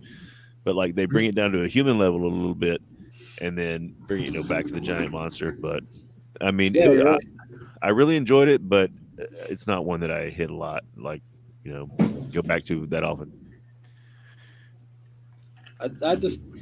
I figured the monster would be something else. It looked kind of, I don't know. They didn't put much thought into it. It's kind of plain for me. Yeah. I wanted something a lot scarier, especially with the noise it was making. That's the problem with a lot of big budget Hollywood films is they don't really take time on the monsters or the aliens anymore. They just do a generic gray kind of thing that can blend in to the background. You know what I mean? Well, because they're like, we're only going to show it like the last 10 minutes anyway. So like, why are we going to spend all this money? And it's like, no, that's the draw. That's the reason we're watching the damn movie. Like, I also didn't feel attached to any of the characters. I didn't care for anybody in that movie. I don't know if I did either. But wasn't like a found footage thing? Yeah. You haven't seen it? It's really hard to attach yourself to like the characters in those movies because it's found footage. Like it's not like an actor like looking like solemnly into a camera, like deep into your eyes. It's true. It's shaky environments, someone screaming nearby, or But they were they acted too. For me, they just acted too stupid. Back to Prometheus. It just made it worse. You know what's Prometheus. The best sci-fi movie I've seen in a long time, and y'all probably seen it, but have you seen Pandorum? Pandorum. Yeah, no, I haven't. It's it kind of flew under the radar. And it might be streaming right now. It was on Netflix for a while because that's where I saw it. And it's probably 10 years old at least. But it's these people that go out on a ship, of course, and they wake up, like they get out of their sleep stasis or whatever, and like there's these monsters running around their ship, and they're like, oh, we must have gone off course and landed on a different planet, and what's going on, and like, shit. I don't know how much you want me to spoil, but it's very good. Dennis Quaid. It's Dennis Quaid. How can you go wrong? Dennis Quaid. Yeah, I mean it's a really good movie because it kind of flips the script on you too, but not in like a Shyamalan way. It's just like it was, and it's kind of one of those things that like it flips scripts on you, but it was thrown in your face the whole time. Like and at the end you're like, oh my god, like they were telling me the whole time. I was looking at the trailer vignette right now. No, I've never seen it. It looks interesting. Yeah, it's probably the best one I've seen in a long time, and I gotta check that one out. 10 years old now, probably. It's older than that. What's the date? Yeah, what's the date you'll have? 2009. Yeah. Wow. A while back. Well, let me add it to my long list. Exactly. Yeah. And it looks good. Yeah, it's really. I like the way it's shot. Is that the one with a little kid? Has a little kid in it or something? Macaulay Culkin looking type kid? Probably. I don't remember that necessarily. I just remember like the monsters and the twist, and I definitely remember Dennis Quaid because come on. Okay. It's like I'm only human. Quaid. It's like Inner Space. Inner Space meets Space. Alien. Heck yeah, that'd be. Start the reactor, Quaid. So I'm like getting the feeling of coming in the gym. I'm getting the feeling of coming at home. I'm getting the feeling of coming backstage when I pump up.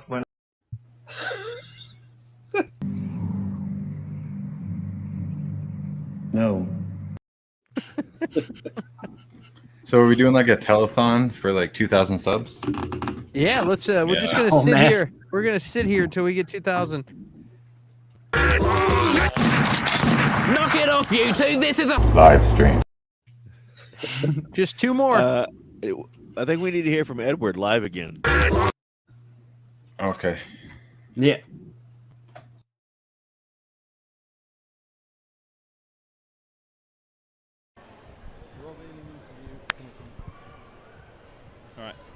Hello and welcome to MCM Comic Con here in London. This is Small Screen coming to you on YouTube, I think. Are we doing this on YouTube?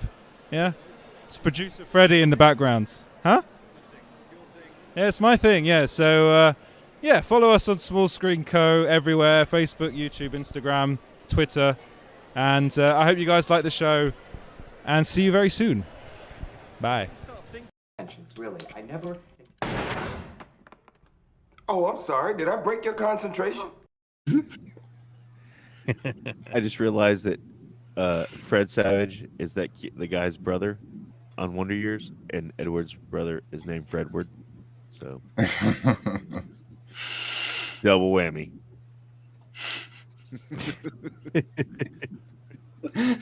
Oh yeah. Yes, sir. Yeah, The Flash. Is anyone still watching the CW shows or what? No. No. Never mind. Screw that noise. Yeah. The CW still exists? Yeah, they're still doing it. What's funny? How do they is make money? Yeah, seriously. What's funny is they didn't even release the trailer during the stupid Fandome thing. Yeah, they're like, no, we're just gonna not tell you about it because we're really proud of our show. Yeah. Such a good show. Yeah, such a good show. Yeah. In other news, in other CW news, let's see here. Recently, Ruby Rose, former Batwoman, her colleagues have responded to some of her allegations. She made some claims that they were terrible to work with and whatnot, and pretty much she got fired. So they all came out of the woodwork and was like, we're calling bullshit. The Warner Brothers put out a statement. They like pulled a Disney on Scarlett Johansson moment there. Yeah, they totally. On Thursday, Doug Ray Scott, who played the character of her father, he basically issued a statement, said, what she said that. That's what she said. That's what she said. She accused him of having abused women, coming and going when he wanted, overall being a nightmare. And he said, I absolutely and completely refute the defamatory and damaging claims she made against me. They were entirely made up and never happened. And then Warner Brothers basically said that they decided not to renew her contract because of workplace behavior. But what I thought was interesting is the other Cameron Johnson, who played Fox. He said, "Bat fam, I couldn't go the whole day without saying something. I love y'all. Don't think that I haven't seen all of the love today, but yeah, fam, she was fired, and it's very hard to be fired when you're the lead. Imagine what you have to do to get fired as the lead. So apparently she was a pain in the ass, and she's basically. I think. Because I mean, if she left the story was when they announced that she wasn't continuing season 1, that it was she left on her own terms. She made a statement first. There is you got Warner Brothers and then 3 other people saying that she wasn't and that she's a pain in the ass. I also read an intern, and of course I wasn't there. Maybe she's awesome and this is not true, but it's weird to all of a sudden come back and start talking smack about ex coworkers, basically. You know what I mean? And there was just after Fandome too. Yeah, and there was also some like assistant, some like the assistants that walk around with the clipboards, like them that came out and said, yeah, she was a nightmare and she was really basically terrible with us, treated us like trash. So I don't know. And they said that she walked off the sets and stuff all the time. So it's a he said, she said, but she looks nice. No, it's He not. seems nice. It's not Clint's. It's not me. It's not Curtis's. I don't think. That's weird. Anyways. Yeah.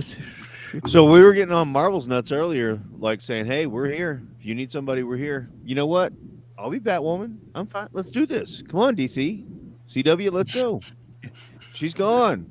The production assistant I was talking about said she stormed off set, she yelled at people, and whenever she interacted with any of us production assistants, we were disregarded as trash. We picked up, he said. So it's interesting. That's what he said. Yeah, that's what he said. Who knows? Drama, drama, drama. Yeah. I like how you disappeared. You're like, cool, see you later. Cool. Well, you guys have any other topics you want to talk about? Or are we just gonna hang out and keep on hanging? Well, I think it's about time that I get to bed. I've got to wake up in like a few hours. Where's your dog, Plum? Oh, my dog is sleeping. You guys want to You got see? a new puppy, didn't you? Yeah. Yeah, sure did. There she is. Oh. Wow. Yeah. Not like a light. Out like a light. Little beagle. Very cool. Yeah. Either way, it's been great talking to you guys. Should we call it a night, guys? Yeah. We're over 3 hours. I'm gonna call it a night. Oh, shit. Call it a night, Chloe. Chloe. What else do you have to say about that? Yeah. Do you think Ruby Rose did it? Do you like the Batman? How does it make you feel when with these allegations against Ruby Rose, Chloe? How does that make you feel?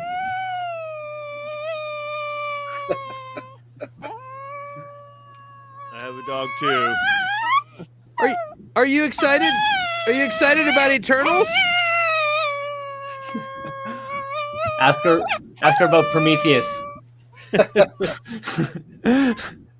How was Prometheus, Chloe? What did you think about that? Yeah, I thought it was sad too. Yeah? Did you think that was sad, Chloe? Welcome to the greatest live stream of all time, guys. That's right. Oh man! All right, we'll call it a night. Stick around after the show, guys. Especially you, Plum. I want to talk to you before you go to sleep. All right. And thank you for watching, everyone. Go ahead, Clint. Guys at home, thank you for tuning in. If you haven't yet, hit like, share, and subscribe, and tune in to us every Friday. We get a live stream for you, bringing you all the latest entertainment news. See you soon. Thanks again. And where can we reach you, Clint? You can find me at Twitter. I'm the OG Clint Baker at Twitter. Same at Instagram. And you can find me at youtube.com/the Clint. It's not the Clint Baker. It's Clint Baker channel And Tuesday night, we'll be doing a Sandworm episode. Me and CB3, who is with us tonight. So we'll be talking about Tremors, Beetlejuice, and both Dunes. We're going to be doing a versus. So it'll be a good time. Lots of Sandworms. Tuesday night at 8 p.m. 8:30. Follow the OG Clint Central Baker on time. Twitter. Yeah. Thank you. All right, CB3, where can we find you? You can find me here on Clint's channel, or if you like drinking and you're in Houston, hit me up. Okay. Vince, where can we find you? Who? Me? You, yes, you. I'm just mostly on Facebook, so you can find me at Vince Rodriguez. Look for the Frankenstein with the yellow background as for the vignette. I'm at artstation.com/art by Vince if you want to see some of my work. And I'm on Instagram, but it's not worth it. I haven't posted there in like forever, so don't worry about that one yet, unless it gets going. I'll give it out again sometime. I think it's Art by Vince 2 at Art by Vince 2. If you want Real to quick, I'm sorry. Vince, do you do commissions? Yes. Okay. Can you, James? Can you send me his information? Yeah, I will definitely for Thank sure. No All problem. right, thanks. Yeah. All right, Plum. Where can we find you? You can find me at twitch.tv/Dan Plum. These days I've been streaming Diablo 2, so just come check it out. Very cool. And you can find me at 42cookcom on Twitter and on the socials of Small Screen and Geekosity Mag. And yeah, we got next Tuesday before the Versus show, or Wednesday, we're going to have Sean McLaughlin. It's Sean McLaughlin, not McLaughlin. We're going to have him on as a guest talking about his new Kickstarter called Twilight and his experience writing and producing Justice League Unlimited and Batman Beyond, Return of the Joker. And then on Friday, we have former Marvel editor-in-chief Tom DeFalco on, and he will be joining us, and we'll be doing a Q&A with him. And then in November, we will have Art Baltazar, DC comic book artist of Oh Yeah Comics. And we're also going to have the screenwriter from Cop Shop. We will have him on sometime in November as well, and a few others. So make sure you hit that like, subscribe, and quack that notification bell for us. And yeah, we're out. I'll leave you guys with a few minutes. Watch out for Feige. Hey guys, funny guy, Sully. we should talk sometime if we get a chance about David Cronenberg. Oh, is this where I'm supposed to say, what is all this about? And he says, shut up, I asked the question. Gould. I love Cronenberg. I don't know if you ever saw that film. I think it was called The Last Day. It's a Canadian film. It's got Sandra Cho in it, and it's about the end of the world, but it's Canadian style, so it's very dramatic and slow burning. But David Cronenberg's in it. He made an appearance as a cameo. Gets shot with a shotgun. That's pretty awesome. But yeah, I'm a big Cronenberg fan, so I'll definitely talk about that. The day after. Yeah. Great. All right. Hopefully we can do it. Great, all right, guys. gentlemen. It's been a pleasure. Great meeting you guys. And Yeah, man, you hope to too. see you again soon. Good seeing you again, Vince.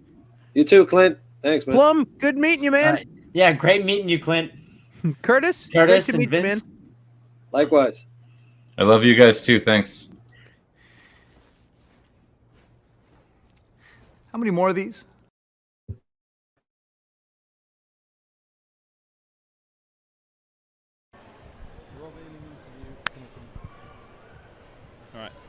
Hello and welcome to MCM Comic Con here in London. This is Small Screen coming to you on YouTube, I think. Are we doing this on YouTube? Yeah? It's producer Freddie in the background. Huh? Yeah, it's my thing, yeah. So, yeah, follow us on Small Screen Co. everywhere. Facebook, YouTube, Instagram, Twitter. And I hope you guys like the show. And see you very soon. Bye.